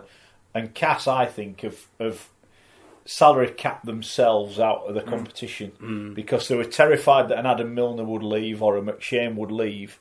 You offer them the big deal, and they haven't been at that level. And McShane was 7.5 rather than 8.5 out of 10. Not a major thing, but it is a major thing because he's a heartbeat of how they play. And I just wonder now if they're going to have a bit of a fallow time because they need to get some players off the books. And I think they need it. I was amazed. Maybe shouldn't be amazed when Darryl Powell re-signed. I thought Darryl Powell might have looked for another gig because I'll say it again, and he said it on the way home. That's Cass done. 2017 when they lost, he went, "That's them. They'll never get here again." And I'm like, "I'm you biased bloody Wakefield sod." But he was right. He was right. And Darryl Powell built a team to win it. And it should have won it, and it didn't win it. Yeah. And that team, ever so slowly now, is being pulled apart. That's the key point. Is that team reached its peak, and does he now have to rip it up and rebuild it? I think he does. I think he does. Millington, how long is he? Had a great career, but is he? Yeah, that's what I mean about the pack. And I would dare say Junior Moore's. Is he going to be fit enough? He's been back to his best. I also think as well that Jake Truman came from the Bradford Academy. Danny Richardson's come from the Saints Academy. One thing Casford have got to do is, Callum McCall. The Cass Academy team, as in the school Cass Academy, is still dominating the age groups, but there don't seem to be as many young Castleford players coming through the ranks at Cass. And I think a couple there. There are a couple, but they've got to play at some point. You've got to start rebuilding a team a little bit around them. I'm just laughing at something else. But Maureen does say never write off the Tigers. No, potentially. The question I have about Cass, even when they were brilliant, is they didn't win big games, and now they're not as brilliant. Are they even going to get to the big game? I revised my opinion. I think they could be in for a long season. I think they'll be in the bottom four. They needed to start off with a bang, and that meant having all of their best players fit and on board, and to be starting with half a dozen injuries before game one, that's going to make it so difficult for them. You and Matt Shaw's got to be ninth. So, has it? There you go. Before I forget, congratulations to Bolton Mets, who are approaching their 25th season this season. They've got a nice kit, and they're sponsored by Betfred, so they've failed, I'm sad to say, in trying to sign Sonny Bill Williams. But thanks, Dave, for getting in touch. And I did remember to read it out, which makes a change. So good luck to Bolton Mets this year in their 25th anniversary season. Good. What about the Dragons? We've not mentioned them. How do you think they're going to go? Israel Dragons? Well, sources suggest he could be coming to Super League, but let's plan on that not being the case. Maloney is here. Yeah. And he is going to make a difference. If he's fit, he should. It strikes me, again, having spoken to him a little bit, but seen him and what he's saying at the launch, that he really could be the key for them. No team is a one-man team, but he could do for Catalan what Jackson Hastings did for Salford last year. That he is the sort of guy that is the absolute competitor in the middle of the field that they need, that he's going to not be frightened to tell Sam Cassiano that he needs to take another teammates all game. And he is the kind of bloke that not single-handedly, but in concert with a Sam Tompkins, can get over this travel issue. Because he's not going to accept that. He played for the Warriors. Yeah, but he's not going to accept that as an excuse. So he travelled from New Zealand to North Queensland and Melbourne. And, You're a professional rugby player. It doesn't matter where we're playing. It doesn't matter if we get on a plane to go to. He will not accept that it's acceptable that the Dragons cannot win away from home. That's the issue with them. It's a cultural thing, and they have to. But he is doing that, though, isn't he? By bringing on all these, Tompkins, McIlorum's already there. Yeah. But are they addressing that? I think they are, aren't they? They've always had good foreign players, though, haven't they? I only have From Steve Menzies to Stacey Jones, but it's the local players that really have to. I only have one worry, though, that we're losing the local players. That there are some still around the squad who will have a significant impact, like a Remy Casti, who's the captain. But the heart of that French team isn't French anymore. Now, that might be because Steve McNamara, as you say, has taken the decision that if I have too many French people, then we run the risk of deciding when we're going to play, and we'll be brilliant at home, but we won't be bothering getting on. So he's getting a group of players. I mean, he's not the national team coach of France, which has a lot of issues as an aside. But he's got to get them winning, and with that team, I mean, I think I've tipped them for fifth. But if Maloney, he could be man of steel. I think they've got the potential to go all the way. But again, with Helens, it's always potential, isn't it? Yeah, exactly. Yeah. But McNamara has been backed. We thought at one point he was going to get the old tin tap. He's been backed. New contracts, new players, big spends. Got to make the playoffs, haven't they? Got to. They have to be in and around making the playoffs. I don't know whether they'll. And they're a candidate for a fifth spot. But again, it goes back to what does the competition want? Does it value having a team in the south of France? Well, are they going to be on the telly? Well, yes, some of them are. But that's a really interesting point as well.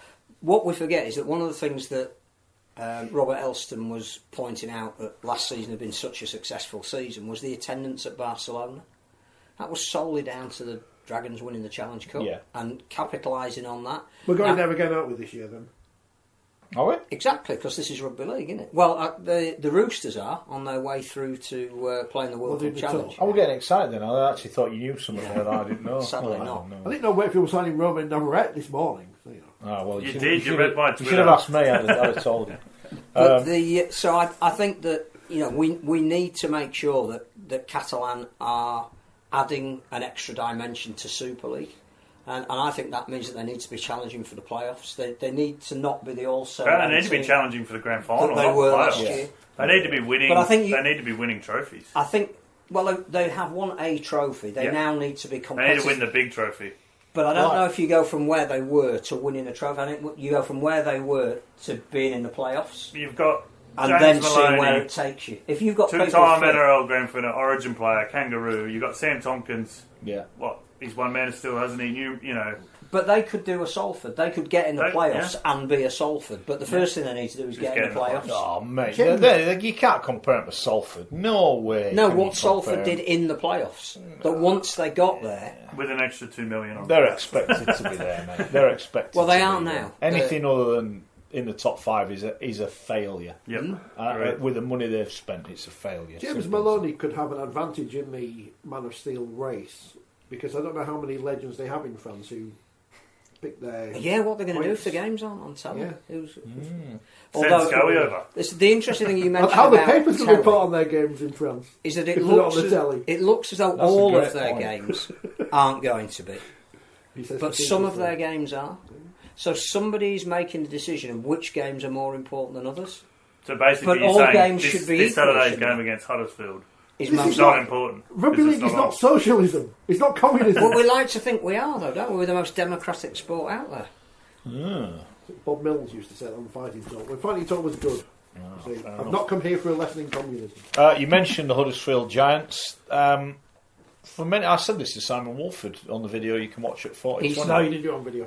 I didn't do it on video. I only did it on the You just make up your quotes. Well, no one will know. No, seriously. Hello, Simon. Yeah, he does. And I said to him, I think the Giants have been handicapped in previous years by poor recruitment, and now it feels you've got a bit of salary cap to work with, you've gone out, and you've signed some good players.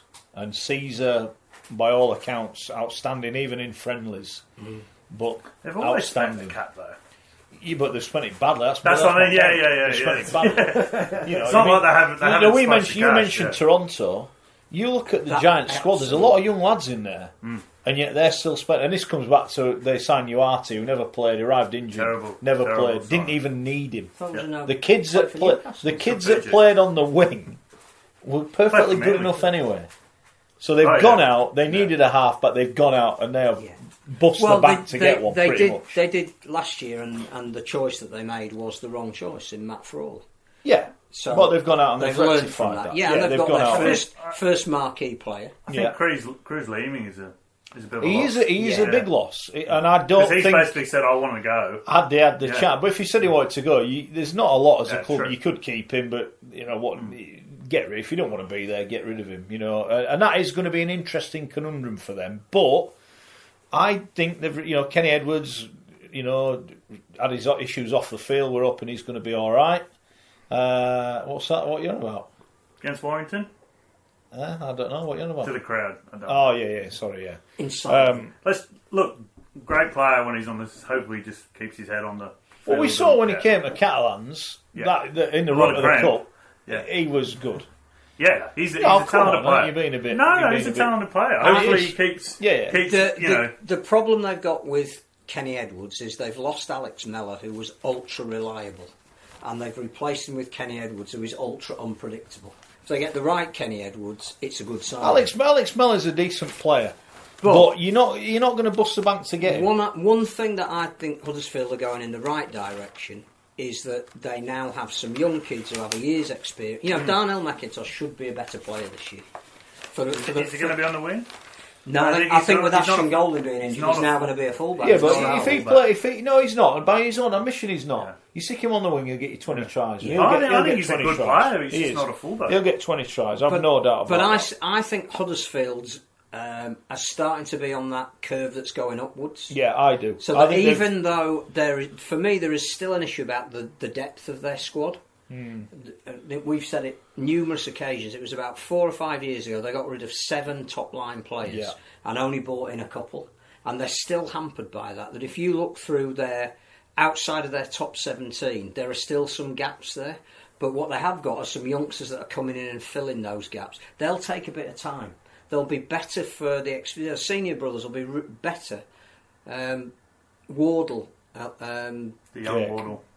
Will be better for the experience they of playing in a relegation battle. They need some luck with injuries as well. Yeah. They need a Salford run. But my argument is, I'm looking at their squad now, and you go down to number, I'd say, you go all the way down to 25. They've all got a lot of Super League. I think the squad's a little bit stronger than I thought it was. Yeah.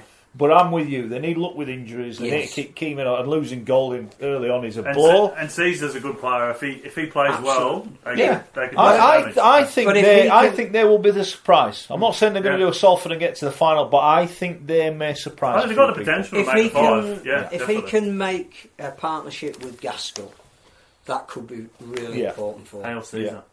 Exactly. Well, we'll get bored of that. The thing about Maloney is he's got the track record, but he's 32. Yeah, I think 33. So there is a chance that he won't play the full season because his body won't allow him to.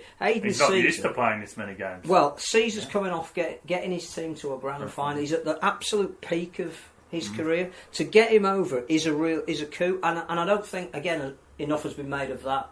Because he isn't Sonny Bill Williams, but he could be the signing that absolutely galvanises a team in the way that Hastings did last year. Yeah, he's a good signing. He's a great signing. He is. And presumably Wolford being an ex Canberra player Raider helped bring him over. We had a year to go on his contract came, but obviously George Williams was coming in, and they were trying to usher him out. But I think he had interest in the Brisbane Broncos. He's come to Huddersfield, so great for Huddersfield. Yeah. We need to talk about the Championship at some point because people are saying, why are you talking about the Championship? Andy says it's going to be a great league this year as everyone's playing to get 5th because we ticked everyone to finish 5th so far.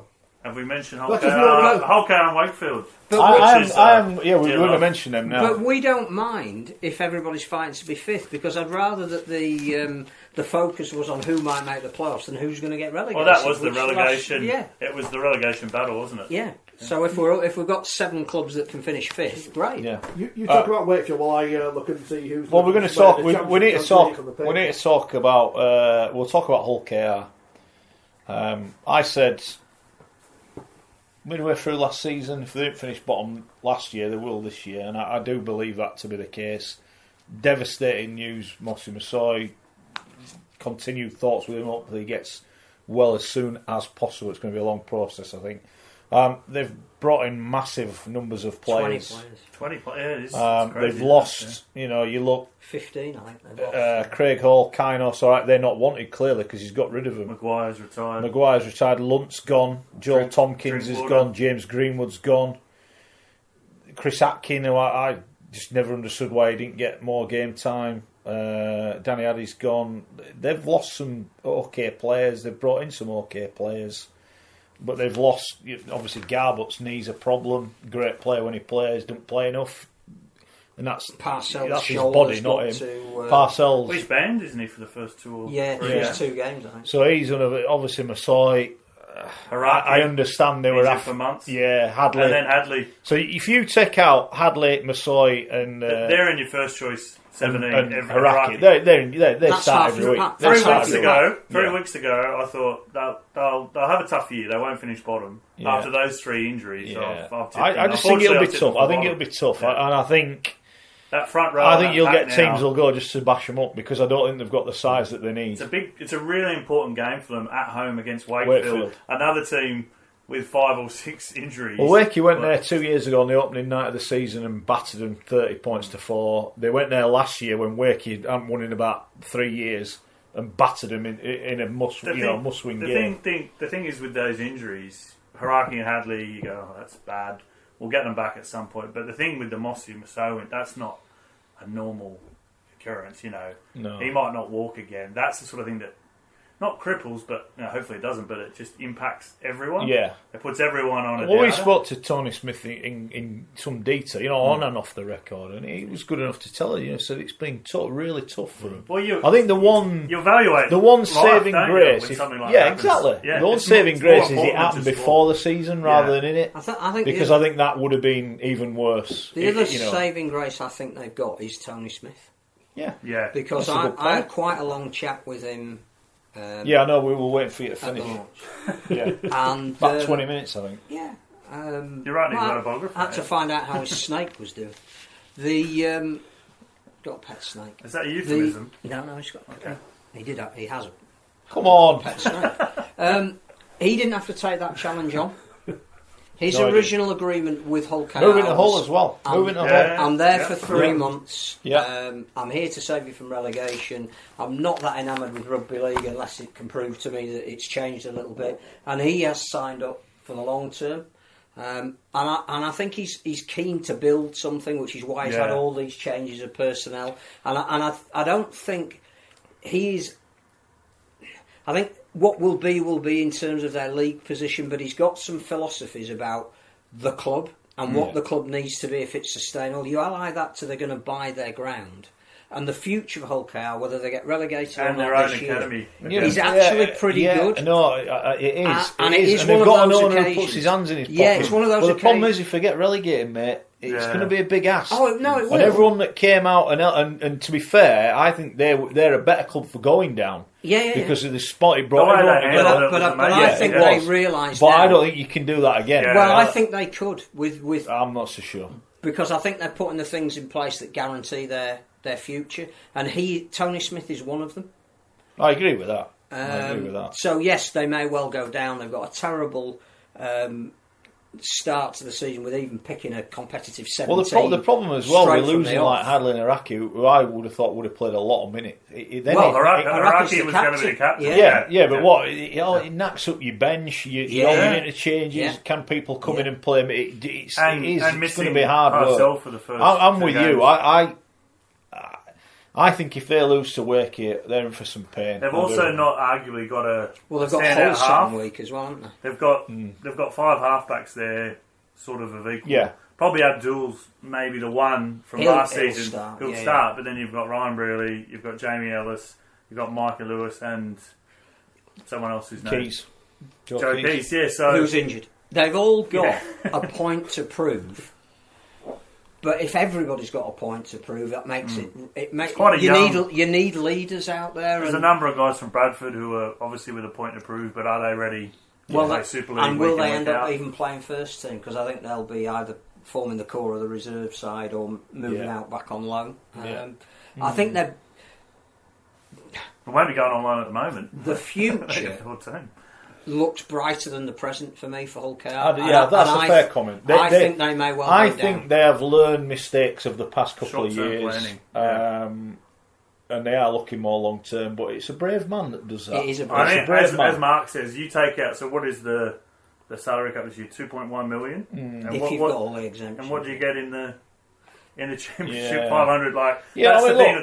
Neil Udgell is back. I know we Rob Cosson before him, but Neil bankrolled it last year, and he's an ardent fan, and he puts his money probably above where his mouth is. Fair play to him for that, but I think he must be. I wonder if they've had that chat. We're going to do this, but it may result in. But that. I think also that's why they're buying the ground, because they've got an asset. Then as the owner has if they were to go down against that asset, you can borrow enough money to get back up again. Yeah. I think they'd be all right. I think one of their biggest assets is also the fan base. Because they get. Do you think? I don't think it is. I think it is. Because they get 7. You go there last year when they needed wins. I went a lot. Is that Screamers then? Wakefield crowd went silent. I think that's a tough home environment. And it's great when they're winning. When they're not winning, I think it's a hindrance. I think they get 7,000-8,000 no matter if they're. You know what I mean? And they travel in numbers like they did in the championship.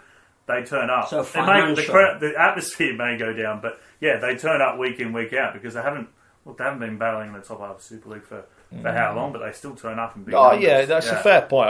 I think it can be a bit of a. I thought they struggled at home last year. I think there was a lot of nerves. You look at that performance they put in at Leeds, and you think, wow, but we never saw that at home. I also think that last year they underestimated London, as did a lot of people. Yeah, maybe. They just thought there's a patsy in the division. St Helens did, didn't they? If we tread water and finish one place above London, we're safe. But I don't think you can do that this year. Right. Leeds or Wakey we're talking about now. Can I just say, Tony Smith had far better things to be doing on Friday than sitting around and speaking to everyone, but he stayed and spoke to everyone, which some clubs didn't do, so well done to Tony Smith for that. And two, Haraki, what have we done? He's blocked 40-20. Has he? I mean, some people who blocked us on Twitter, I'm glad to see the back of us, I can't stand them, but I've never had any interaction with Haraki. I'm just popping off to get something, but I'll be back. Alright, he's coming back. We'll talk, in his absence, we'll talk about Wakefield then. Wakefield, after a poor year last year by their own high standards of recent times, they've had a bit of an injury crisis. They've gone out and brought in Romain Navarrete on a season-long loan. Was that today? Yes. Announced today? Yeah. So that's good news for them. They've brought in some interesting players. Alex Walker we know is going to be out for a while. Joe Westerman, I like Westerman. Pitts, solid. Green, I like. Tangata, solid. Wood, Brad Walker, Ryan Atkins, and Klepi Tangano was there anyway, wasn't he? And I don't think they've lost too many. They would have been, with the best will in the world, overly worried to lose. I think they've lost who they wanted to lose rather than. And also big key, Tom Johnson. Yes, coming back, and Bill Tupu, who didn't play much last year. So, and Matty Asher.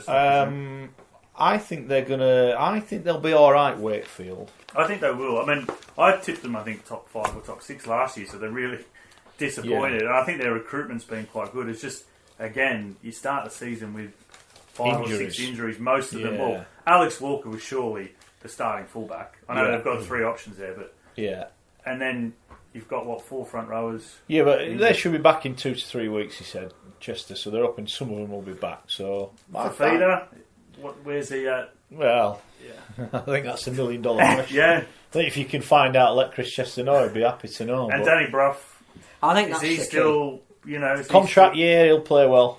But I think that surely is the key. Last year, he's 36. When he arrived, they'd finished 5th the 2 previous years, and we said that's the catalyst that they need to make sure that they're consistently hitting that playoff mark.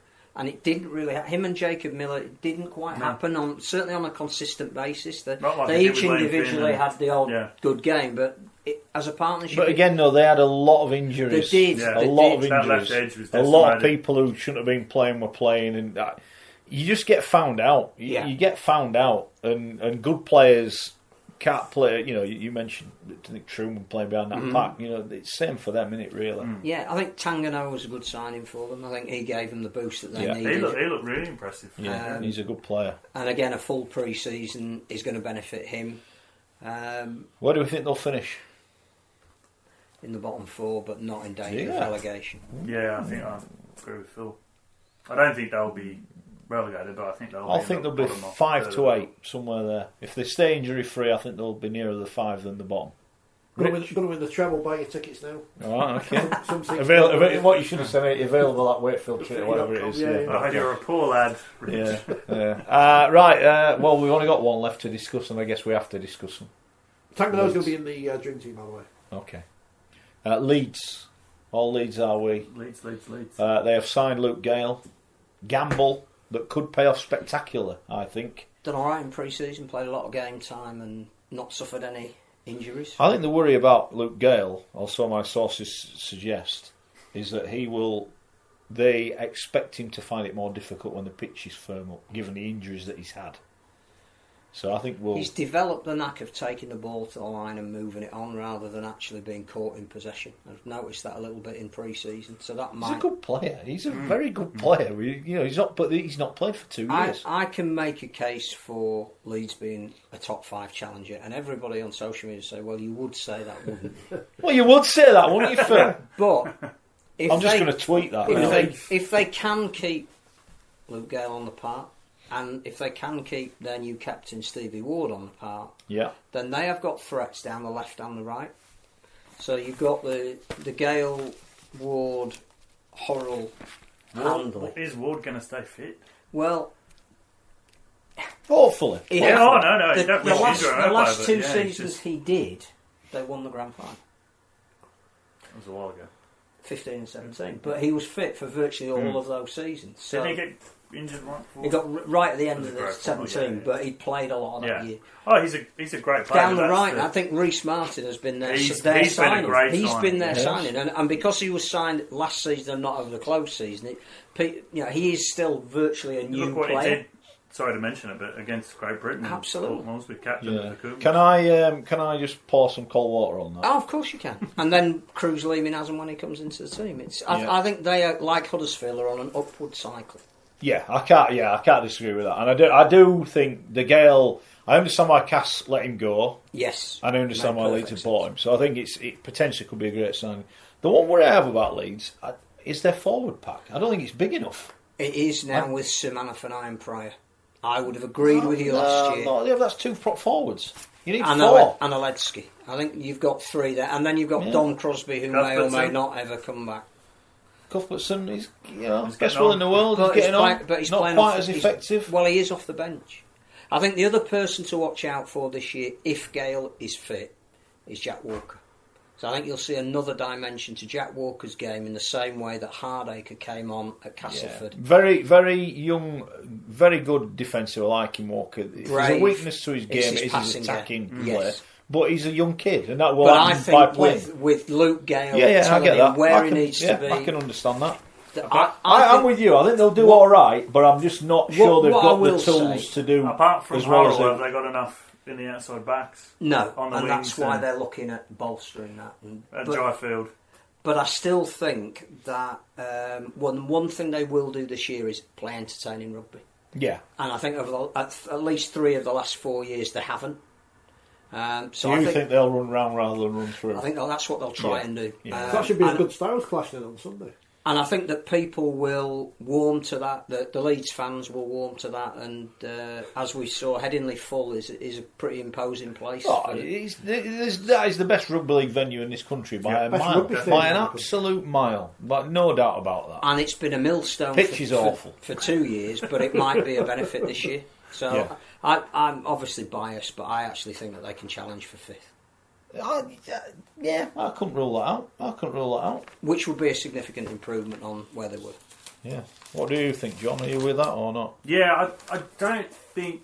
I've got them 7th on my little piece. Yeah, I think about 7th is about right. Yeah. I think they've got the potential, and obviously if Gale clicks, they could make the 5. But I think they're still... They are still rebuilding. Still I think Richard Ager, when I asked him, he said, I'd say we're more evolving than rebuilding. But the fact that they got Martin in and Louis in last year, Louis is important, and they're bringing some of these kids through. They've got some that's good, the thing. but that's going to take time. You're not going to start, top 3. The interesting one is Cruz Leeming, because if he comes back after maybe 3 to 4 weeks, they've said he's out. Is he out. not just the same as Dwyer?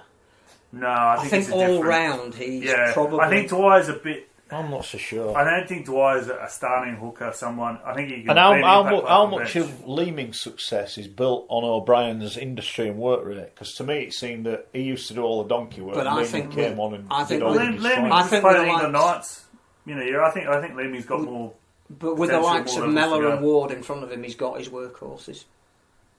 I think he'll get the space to play. I think Myler may still go if somebody's desperate for bringing somebody in because of their injury crisis, but Myler has been exemplary. He's going to be. Can he play in the front row? No, he's a backup hooker. And 40 minutes he showed at Wigan the other week, he can handle that role. Well, so who's not playing then? Well, Leeming to start with. Yeah, but when they're all fit, who's going to... We'll see. And they've got people like Callum McClelland who may go out on loan, but he's going to learn from having the likes of Luke Gale there. So I think there is a really good spell at Featherstone. Callum McClelland is not going to play for Leeds. He'll play some games for Leeds. He'll play some games. I'm going to enjoy. No, what? He will. I told you Harry Newman this time last year. Nobody believed me. Did he play the year before? Callum McClelland is the next cab off the rank. What about Corey Johnson? Callum McClelland? Yeah. Hold on a minute, right? So they're paying Louis whatever they're paying Louis. They're paying Luke Gale whatever they're paying Luke Gale, a significant amount of money. They are going to play, if they're fit, they are going to play every week. They're not going to play every game. They will. Because of the age, though. They're both on the wrong side of the 30. I don't think they'll play every game. I think Phil's right. I think they need to nurse Louis, and they know that, but he will play more games than he doesn't, but he won't play every game, and I think Gale will be rested at points in the season. Fair enough. Is Richie Marley going to be playing alongside Deck Patton in Purgatory somewhere? I don't know. What are they in League One? Have we got next expansion? Yeah. They've got it. The latest team. Purgatory Wildcats. Red Star Belgrade will play Purgatory. Yes. Likely to be in there before New York and Ottawa, despite what you read in the paper. Anyway, by the way, I've bought a ticket to go watch a game. I'm going to go watch York Bradford in 2 weeks. I'm looking forward to it. Especially there were a bit of biff yesterday. Is that the New York? Before the lights went out. No, it's at the old one. It'd be like going back. William Crescent. No, they're playing at York. Okay. So I'm going to go. I'm looking forward to it. That'll be good. Yeah, really, I'm looking forward. I've not been as a fan. Genuinely, I haven't been to a game as a fan for a long time. Are you supporting the new Bradford Bulls? No, I'm like Ralph. Remember Ralph found that one Bradford fan. Who went to Hull Cow. I'm just going to go watch. You're a fan of the sport? I'm a fan. I'm paying my money. I'm going to go watch. See if all this York hoo-has, what it lives up to. I think it will be a more difficult season for York this year. But again, that's some good recruitment. Chris really Clarkson, well. Jimmy Carnell. Done some great recruitment. Yeah. Don't forget. But I think they're a wanted team this year. Second season. Can they cope with it? We'll see. Don't forget, you do need to behave in a manner that is not violent, harmful or abusive. The use of foul or abusive language will not be tolerated. That's in the official rules for media personnel in Rugby League. So, interesting how we have those rules. Obviously, I am banned. We have those rules, but spectators don't. Yeah. Accredited persons read through a day to the following guidelines. When at event. I won't be wearing my pass, you know. Well, it doesn't matter. What about the championship then? Because we ain't got long. Fev. Well, we haven't, because we haven't got We haven't got long. Well, we'll do the championship next week. Go on then, who are we going for? Fev? And don't mourn, we haven't done it. We'll do it next week. We'll give it the respect it deserves. What about you? We haven't done us predictions. Come on about everyone else's We haven't podcast. done us predictions. There's a billion bloody disastrous. podcasts. No, we can do an extra 5 minutes on predictions. Oh, there's a salary cap to be adhered to here. Right, I don't get paid Oh, all we the haven't time. I'm off. Extra time. We haven't spoken about Matt Diskin's thing in the paper because people want us to talk about it. I don't know what we can talk about. He said some things. The fellow said other things. Yeah. It's a complicated story. Yeah. It's a complicated. You'd like to think an agreement could have been worked out where we've only got one side fully of the story. In a sense.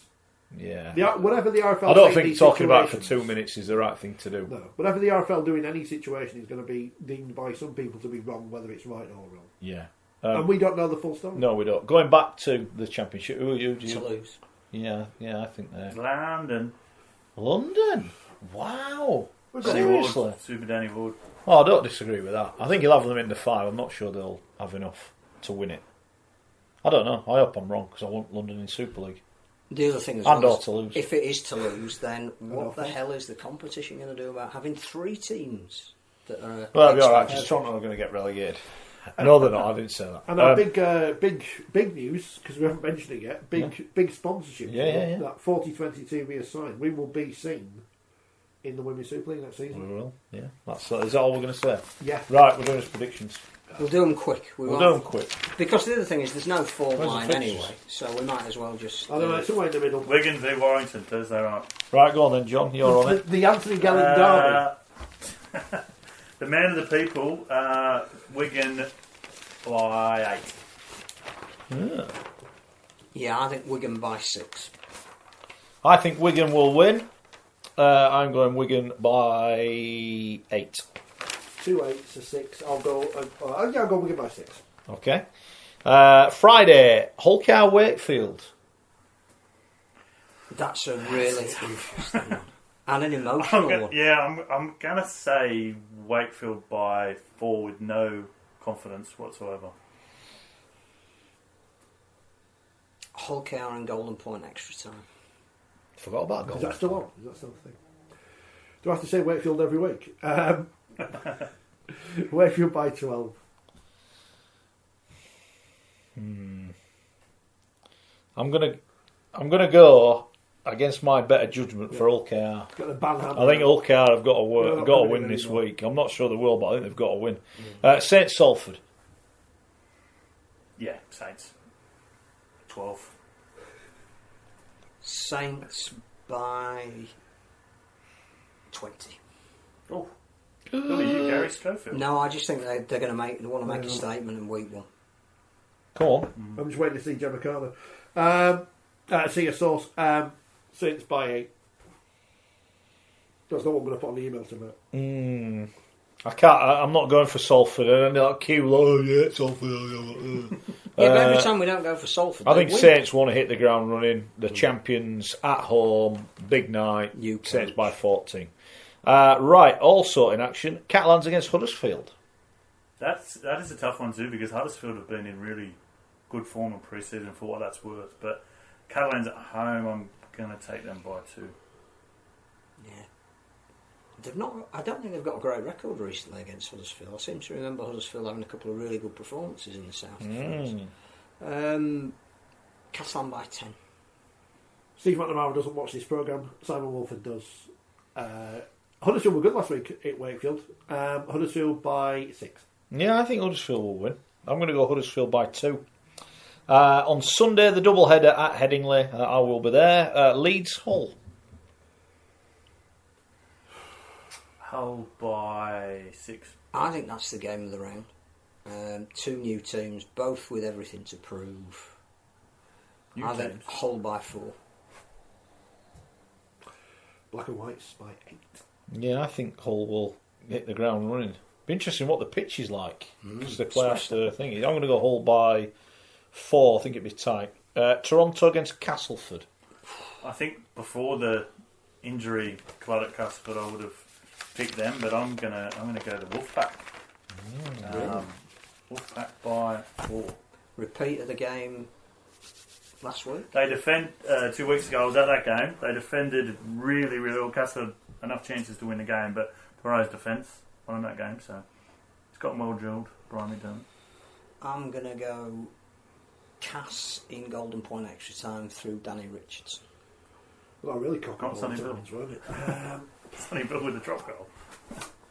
Comes off the bench, drops a Oh. goal. I don't want to put anything on it, but I really do need to go for a wee. So can you hurry up? Well, just because it upset people. Yes. Toronto by 1. I think Toronto will win. I do think Toronto will win. I Upset think people. this game, the injuries are coming at a bad time. Big injuries as well for Cass.